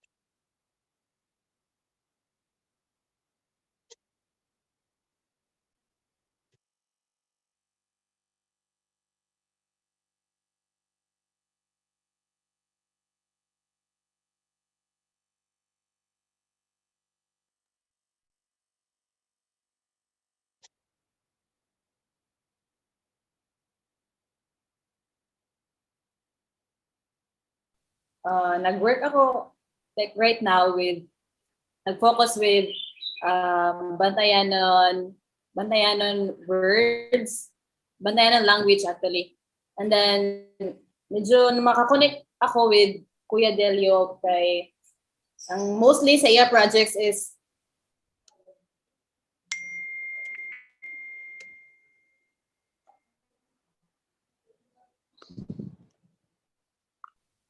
nag-work ako like right now with, nag-focus with Bantayanon words, Bantayanon language actually. And then medyo makakonect ako with Kuya Delio kay ang mostly sa iya projects is more on boats ngayon ng sa una pa ng mga boats na gigamit sa fisheries sa Bantayan. And then kumuha siya na may mga write-ups na Bantayan, no? Mga feature, kami na siya ang medyo a feature naman na project ni Kuya Del. Ang arts na kon is sa pagkasara, ang akong nahiligan kay mag-assemble sa mga driftwood na assemble nga panagat nga gigamit sa unang mga panagat sa mga mangingisda diri sa Bantayan.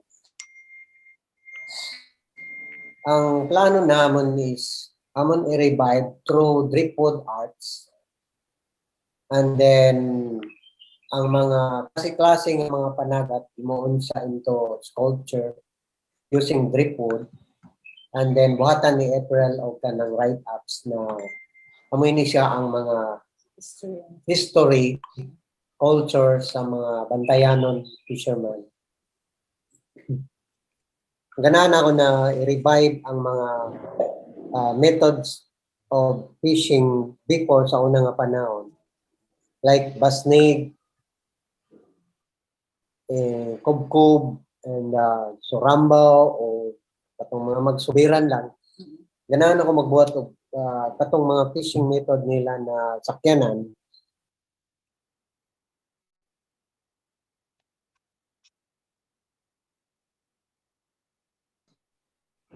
Lang siguro, more sa ako ng pagpangita sa materials para mo fit ang driftwood sa arts o sa katong historical na mga methods of fishing.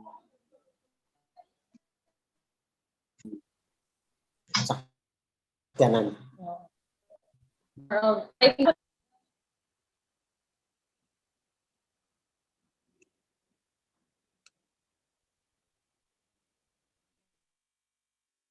Reviving of fishing methods, and then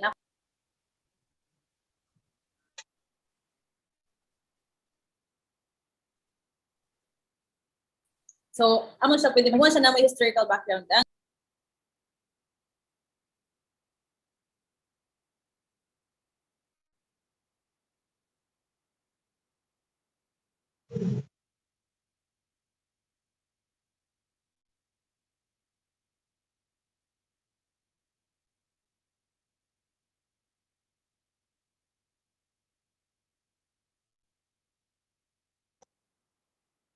Benefit kami na duha, benefit na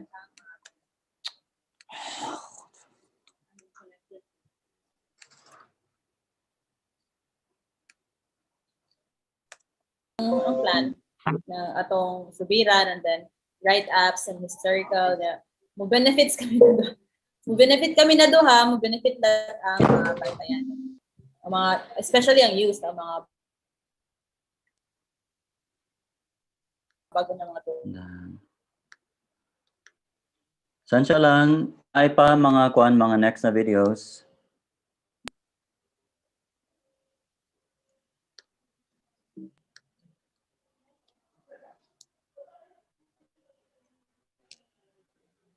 Ay.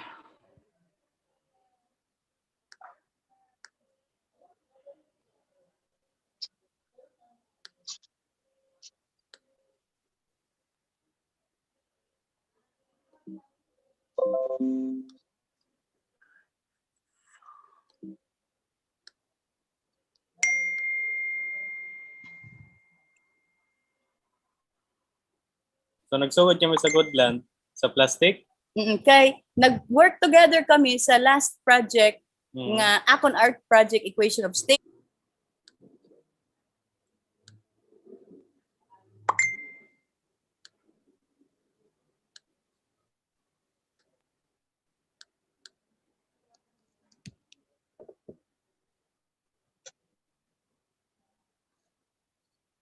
So nagsugod kami sa Goodland sa plastic. Kay nag-work together kami sa last project nga akon art project equation of state. Pero actually in that process si Jun ay may background na sa plastic. So actually in the meantime naghimo kami lain nga project, nagsige na kami huna-huna bahin sa plastic problem. Then gi-start ni namon pag-obra sa mga arisar ang mga naobra na namon diri pang personal. Then mga pang roof tiles. What tawag ni? Hard drive cases. Anyway, so nagkuan kami si Jun ay nag-idea nga maghimoy ang plastic material should become building material because housing material is very expensive, especially on the island. Also because we don't have the raw materials anymore, we don't have the forest anymore. Anyway, so you can't take sand anymore from the beaches. You shouldn't because we have a problem with our beaches corroding. So from that point of just saying, okay, we need to solve this plastic problem, and it's something that we might be able to solve because of our backgrounds. We have created a network of found people that are interested. Instead nga ang plastic lang amon gi-focus, na-realize namon nga kay damo may problema and ang plastic problem is big problem nga kinahanglan gayud sing research funding to build machines, mahal kaayo. So ang amon sa gitakol kay may team naman kami nga nindot gid kaayo kay ang in the meantime nga nag-research kami sang solution sang plastic, na maghimo kami sing mga small nga projects like on flashlights, mga diving equipment, mga sana. Things nga solvable. Solar to repair mo game mo ikuan daw solar energy farm like that na nagamit mga naguba na sa una yun para sa community na amo nakatuan. So kinanglan ang Goodland lang nang gimo lang sa Goodland daw tarungon ang naguba sina na isla. O example lang pagka dismantle sang ila organization, associations, matarong sila sunod dira tagaan sila i-assist sila sa pag like i-combine naton if ano pag-explain sini medyo complicated. So at the same time mag-tackle kami sing let's say a very small solvable problem like the battery problem.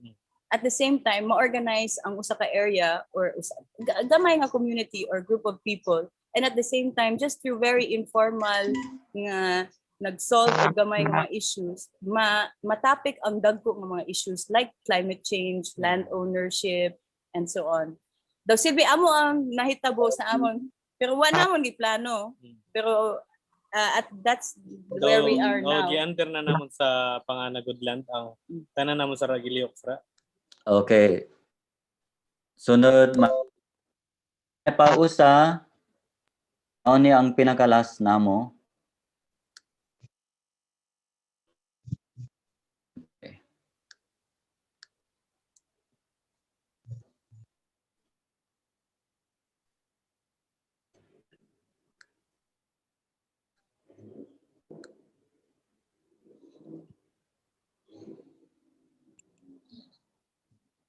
Sa art practice lab na akon is ang process niya is nag-come up gid siya nagpuno may mapuno daw damo siya nga kuan bang paagi so amo tong akong gihimo nga gibuhatan na ako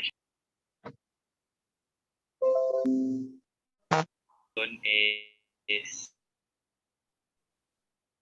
dam side so kaya ito man gid permitting ato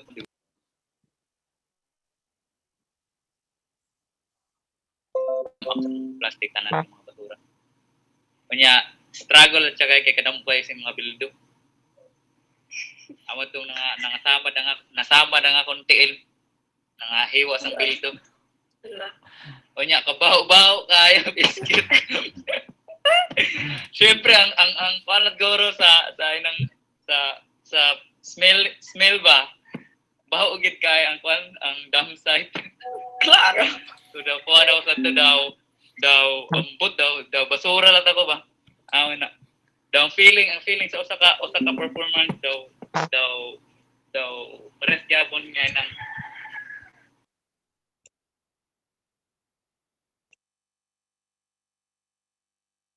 nya perform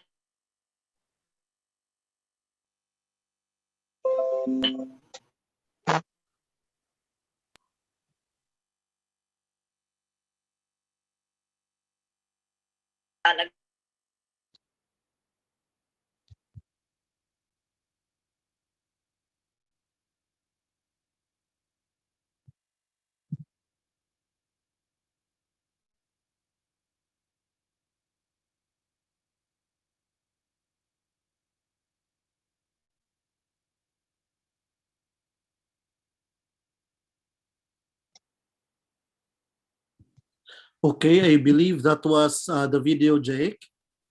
Are you? Ko daw Okay lang. mythology o istorya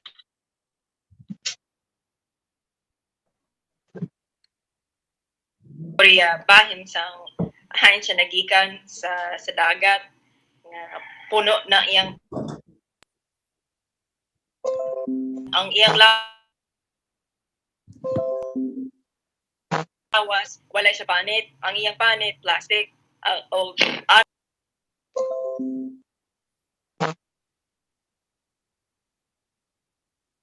sa New York City na hinay-hinay iyang paglakad kay hinay lang ang decomposition sa plastic. So hinay lang iyang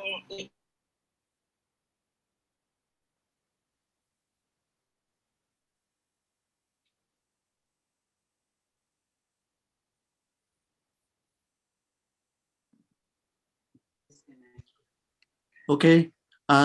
Thank you very much for the videos, Jake. Let's upload the videos in our pages so that we can clearly and rewatch them, because I know they are really wonderfully crafted videos for us to learn more about Bantayan. But the next part is a short dialogue with our artists, Wendell, Sam, and artists from Panlantawon. And each coordinator will give a question to elaborate on the videos. Let's have first si Jeffrey. Hello, can you hear me? Okay Yes, lang? Jeff. Okay, thank you. A question for Bantayan, yes. For Bantayan.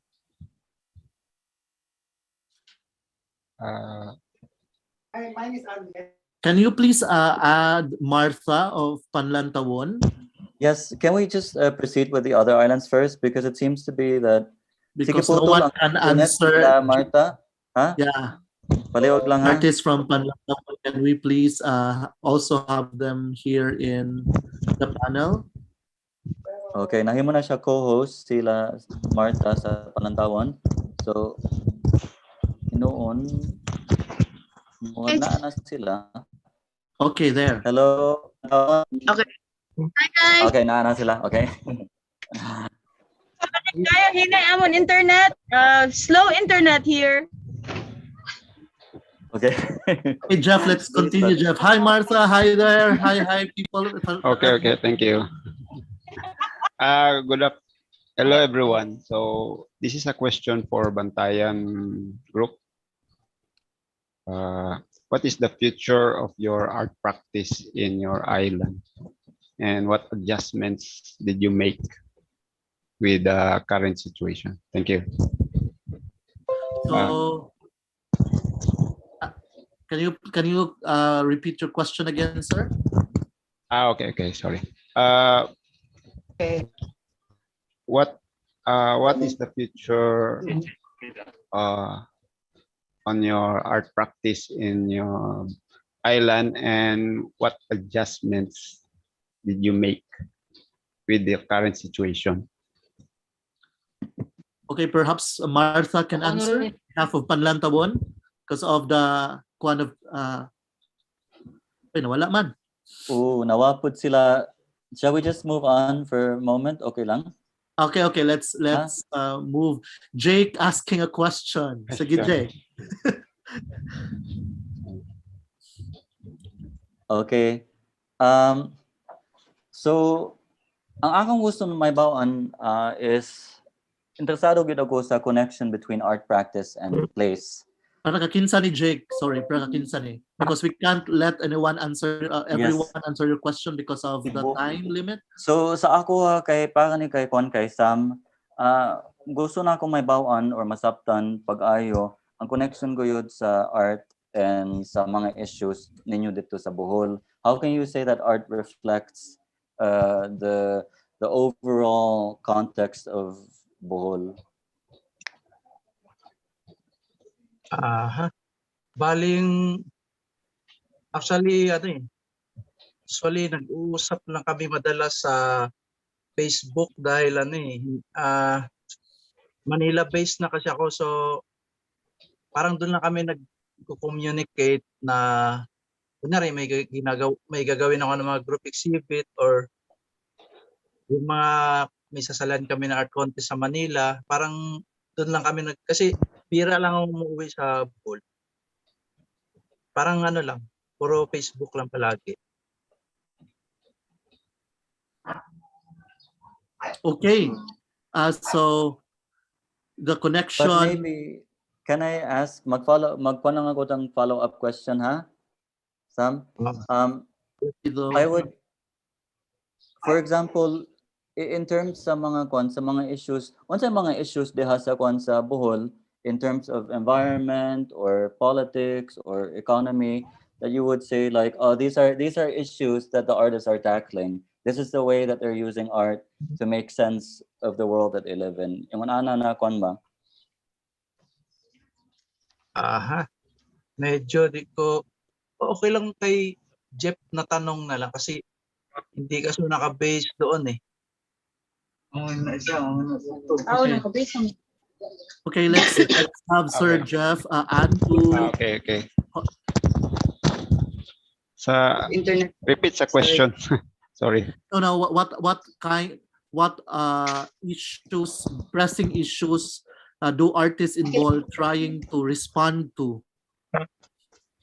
Okay. So before the pandemic, our issues here are artist space or gallery. That's number one. And then number two, siguro is the audience and also local collectors. So these are the two issues we have. So for our response to the two issues, we just okay lang yung voice. Okay. We just mount exhibits in other alternative spaces like malls, cafes, and then we also have art bazaars.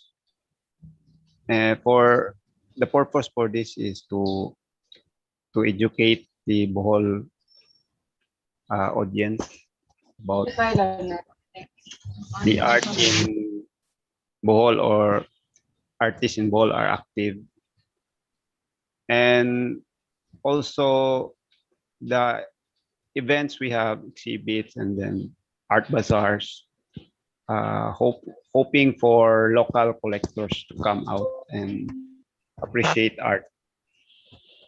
Okay, thank you very much, Sir Jeff. We can see that the artists in Bohol, just like in Bantayan, that they come together, they create initiatives because they themselves knew exactly the issues that they want to get solved and the struggles that each artist in Bohol has been going through. So they created a lot of initiatives to connect audience and artists the same way that Bantayan has created Panlantawon. So perhaps our is the group of Martha of Panlantawon back on board? So na ang Panlantawon. Doon na. Okay. We're here. So Sorry, we have terrible internet. no problem, Mars. It's all sabot na kita. let's have the guys from Bantayan. Same question. Iusap lang ang pangutana siguro. The question really was sustainability of the effort of Panlantawon, the future of Panlantawon. Sige. Maybe with while we like here in the island, we're not really established for like from art perspective. So like what we are doing right now is like we rediscovering and discovering new things, and then we are like focusing on our roots and discovering our identity, and I hope in the future we will be like become more openly sa arts, and then at the same time discover namon ang amon character kay amoy na siya ang kuwang namon sa Bantayan is like we don't know like who we are as a Bantayanon, and I think like that's it, like and also how to get everyone together. Yeah, and how like we make ways on how to get everyone together as an artist. And then can you hear? Yes.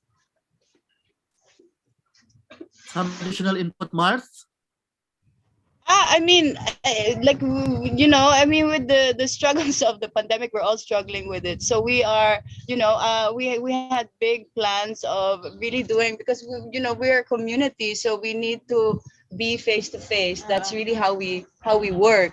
So we are trying to do it like in very small groups, and are trying to make ways to keep the connections going through everyone. But everyone's also prioritizing daily survival, income. So it's a kind of a juggle going on here. Yes, it's here's in May, the upcoming project we're doing is organizing an event with the other artist groups in Bantayan, some who have been selling their art through Facebook, some who are street photographers. So it will really be a first time where we can really have a survey of the broad art scene. We'll also tapping to programmers who work with Arduino, people who like Manungdilio, who is making driftwood wood sculptures. So I think the future is to really establish what are the practices here, what are the histories that people are working from, and then from there build our identity as Bantayanon and as from people from also coming from many regions. Okay, that's really interesting efforts in Bantayan, like from the videos that we've seen and from the inputs of our artists of Panlantawon. We from Bantayan, I really hope that the efforts of Panlantawon would really succeed, and the kind of model in bringing the artists of Bantayan together would somehow be would inspire us artists in mainland Cebu, because I hope one day we can get to see each other, the Bantayan group and the group in Bugod, the group in Toledo, and the other groups in different parts of Cebu. So we segue to Cebu, we go back to Wendell, and perhaps let's ask Wendell some initiatives of artists in Cebu in terms of bringing the community together. I know for a fact that when Wendell returned back to his hometown in Argao, he has started to create also a same kind of group like Panlantawon called the Art Gao. And if you can share some more about this, Dang?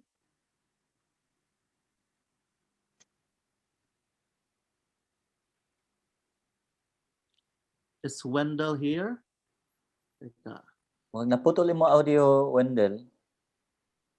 Naputol ang audio daw dang.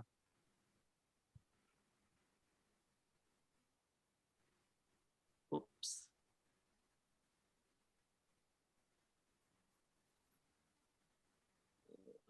Naapas Wendell? Naa pa, pero wala siya audio. So ay daw tangtangan ang imo kuan ang imo earphones, Del. Nawala siya. Naa. Dang? Is uswag na kuan so that we can just see bigger foot.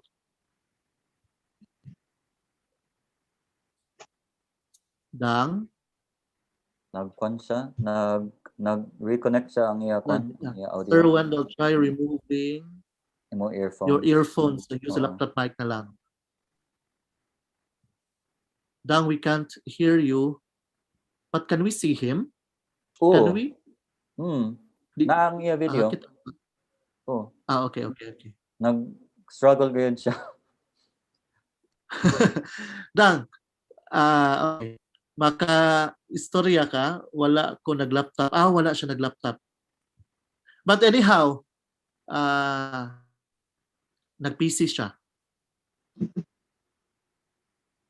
Maka-istorya ka, ang connection sa mic.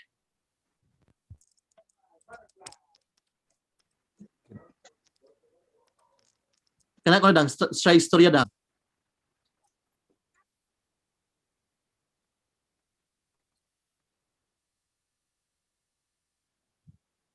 While waiting for Wendell, so in Cebu we have several groups also.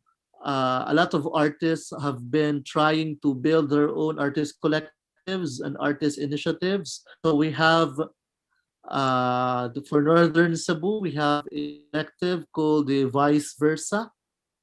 And we hope really to activate, because this is an online group, and so we want to have projects in this part of Cebu, the northern part, and of course Orly Ipon in Toledo, the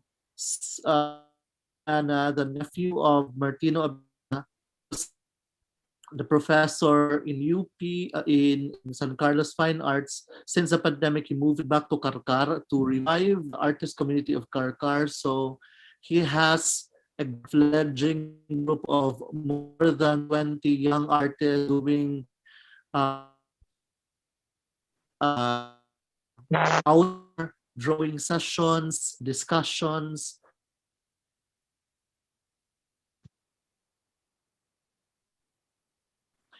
And in the same way, in Cebu City, there are a lot of artist groups like the Cebu Artists Incorporated of Celso Pipito, who have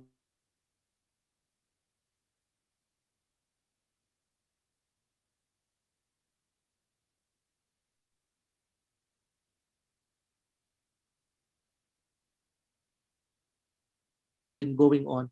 We just need somehow a kind. Naputol. Napa si Sir J. Sus.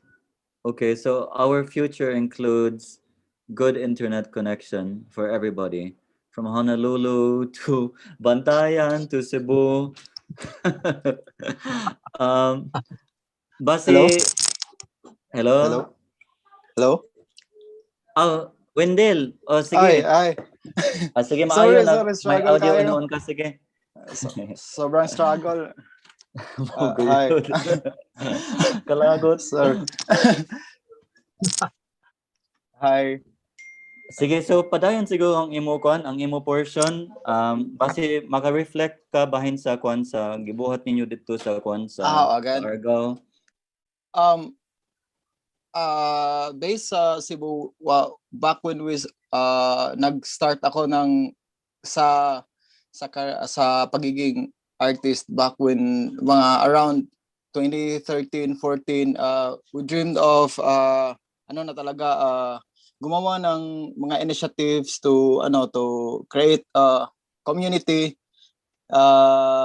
back when I was still in Cebu City. So nakagawa kami nung Asylum 38, yung collective up until na nakabuo talaga kami ng strong foundation na isang maliit lang. Tapos since konti lang yung yung galleries, dalawa lang sa Cebu City, tapos yung iba talaga hindi makapag-show doon sa mga major galleries. So gumawa kami ng isang alternative space sa Busay, yung Solitario 5, for those na gustong mag-show na magpakita lang ng works nila, whether mabenta or hindi, for them lang para ma-inspire lang sila na gumawa, para mapansin din yung mga gawa nila.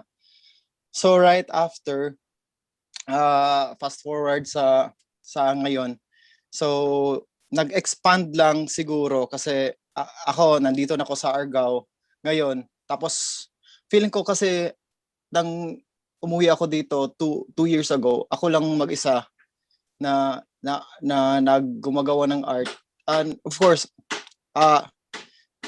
alam ko naman na though ako lang mag-isa nag-art as profession ko as an artist, pero alam ko na marami dito ang mahilig din sa art, kagaya ko, pero wala lang silang idea kung paano. So naisipan ko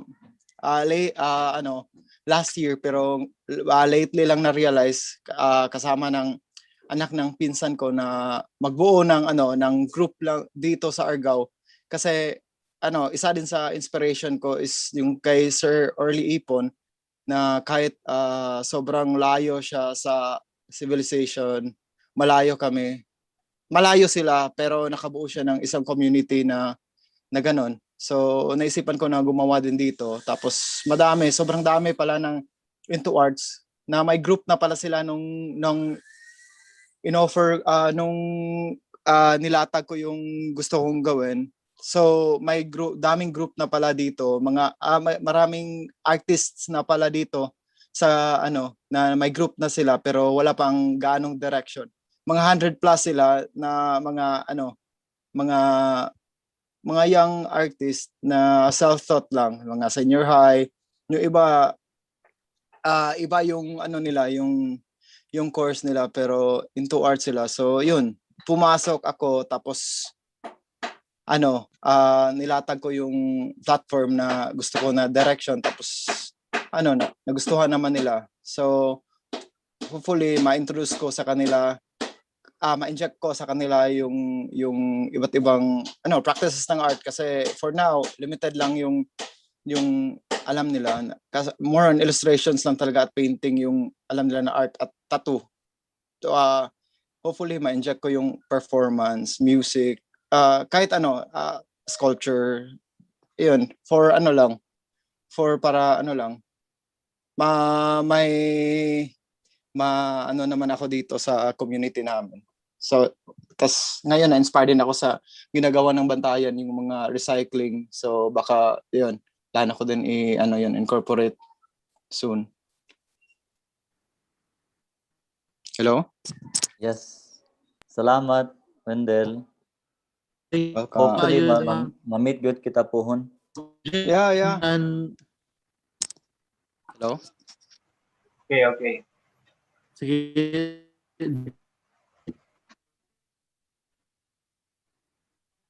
Yes, hello. Is somebody want? Sige, Jake, let's proceed. Let's Okay. So sorry again, we're a bit over time, but as you could see, daghan gud kaayo sing mga technical delays. But salamat gud kaayo sa tanan, sa mga artists, sa curators, sa Viva team, for organizing this. So my role now is to give a closing thought on today's panel discussion or virtual dialogue. We've heard from artists who are located all over the world, connected to the Philippines. making work for Kalibutan, or making work or organizing locally in Bohol, Cebu, or Bantayan. And I think maybe a good way to end today's virtual dialogue is um, to think about this, what this year is, what 2020 is in a long-term sense. This is the 500-year anniversary, or anniversary of the arrival of the Spanish in the Philippines. Um, a very significant event because it really changed the way what the Philippines, it really shaped what the Philippines is now in 2021. And it basically, I'm not going to give a summary of it, but I think it's very important to understand and to acknowledge that that moment in time was very significant and that it's still continuing today. Um, I think there are some attempts. I don't want to place blame, but I think there's a lot of discussions that puts the 500-year anniversary, um, sort of glorifies what that meant. I think what we can see from the artists from the different islands is that they're all engaged in some sort of process in making sense of the world, right? It's understanding the changes, trying to participate in the society, making work that matters to them, that matters for the community. Uh, um, and I think what we see from that history of colonization to the present form of this neoliberal capitalist society is that we're all competing with each other. We now have arrived in a society where we're now competing with each other, and that is the norm. So it's really good to see artists who are working together, making sense of place, making sense of time, and also in very small ways. It doesn't all have to be grand. Um, so, for example, in in Bantayan Island, what I wanted to say, what that process, the process of exclusion and the process of exerting violence on Filipinos is not something that was left behind when the Spanish left the Philippines. Now, in Bantayan Island, this year, 9,000 families will be relocated to national housing projects, and they will be removed from the coastal areas. We'll now have a next generation of children of fisher folk who will no longer live at the beach. They're not just a livelihood, but also a culturally significant place. Um, Property values can be as high as 60 million pesos on Bantayan Island. Who can afford this? Um, so I think it's really important that we have these spaces like this and artists who make work that have meaning for them, that we can then look back and say like, okay, it's the reason why these works are important is because we're all contributing to writing a history that we want to see. And I think that's something that we can see in the art, even though we might not always see it on a day-to-day. So I want to thank all the artists for participating and the curators for making these conversations come alive, and also organizations like Viva. And I think that's my closing for today. Thank you. Thank you, Jake. And I would like to thank also the artists who are part of the Kalibutan, the World in Mind exhibition, and the curators and island coordinators and featured artists. So maraming salamat. Thank you very much.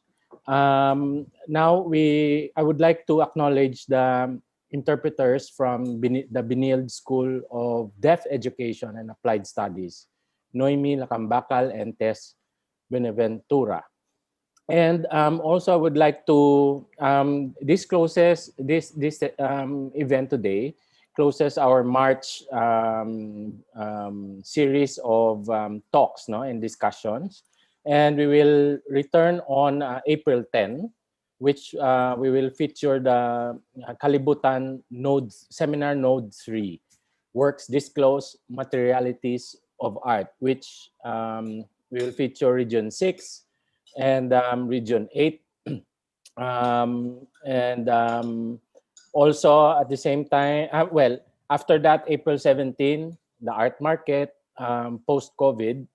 And then on April 24, we have another set of Island Special featuring Visayan art initiatives, featuring Panay, Aklan, Antique, Capiz, Iloilo. So I think the island art initiatives, I think it's good that we keep ourselves updated on our efforts, artist groups and cultural workers, what are they doing at the moment, and artists also, even in these times. So thank you very much. And next week we don't have a session, we don't have a schedule, but please do invite your friends this April. 3 months to go before we open a new world, the world in mind, Kalibutan, no, the exhibition. So I'm quite excited of the outcome of this exhibition. It's slowly unfolding, and it covers a lot of points, no, in terms of art practice. Even our brothers and sisters who are artists living abroad, no. So thank you very much, and may you have a pleasant weekend. And I hope to see you on April 10 for the next seminar, Node 3 of Kalibutan. Thank you very much, and good afternoon. Salamat, Amping. Salamat. Thank you.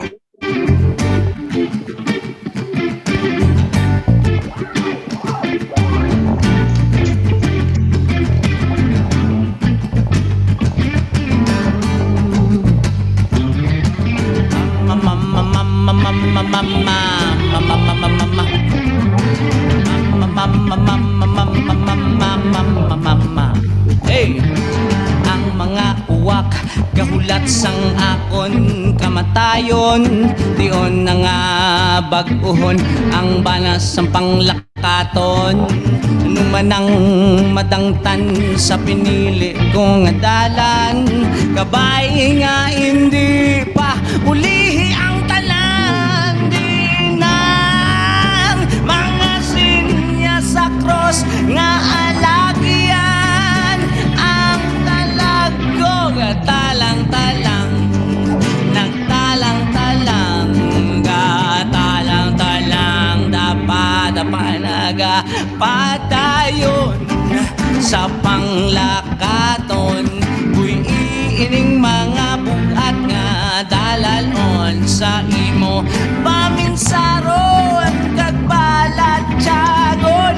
Uy, iining mga bugat nga dalalon, nga dalalon, nga dalalon. Dali na kay maimo ta sang bago nga kalibutan. Ako namigo ugma ang hari sa duta, ray ng kalibayan. Ako nga abiyan magliuso sa kausa sang kahilwayan. Peace be with you, man. Right.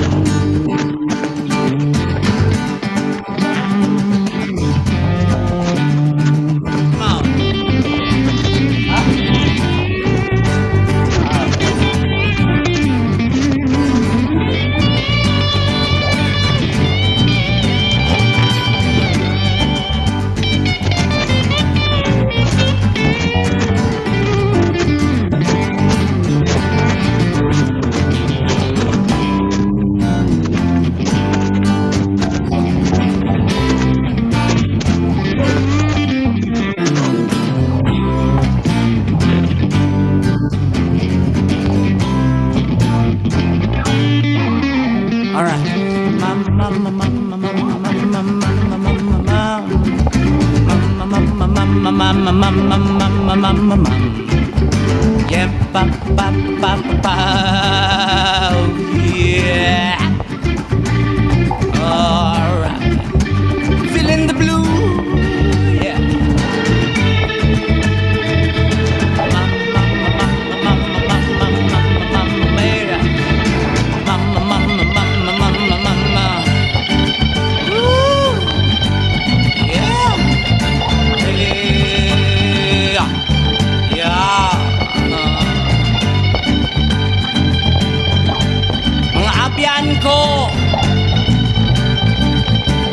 ining tinion.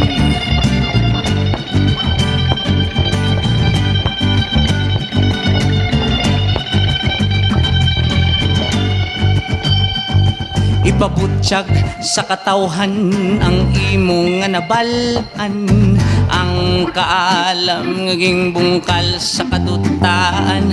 Ipalaplag mo sa hangin ang unod sining sugilanon, para mga tubang hangkat sang henerasyon. Tanga mga katawhan nagtuhaw sa kadutaan, ibalik ta ang balanse sang kalibutan. Mahimo ta sang bag-o nga alagyan, padulong sa promisa nga kadutaan. Ako lamigo ugma ang hari sa duta, ray ng kalibayan. Ako nga abiyon magiliusa sa kausa sang kahilwayan. Ang paghidait yara sa imo kag yara man sa amo.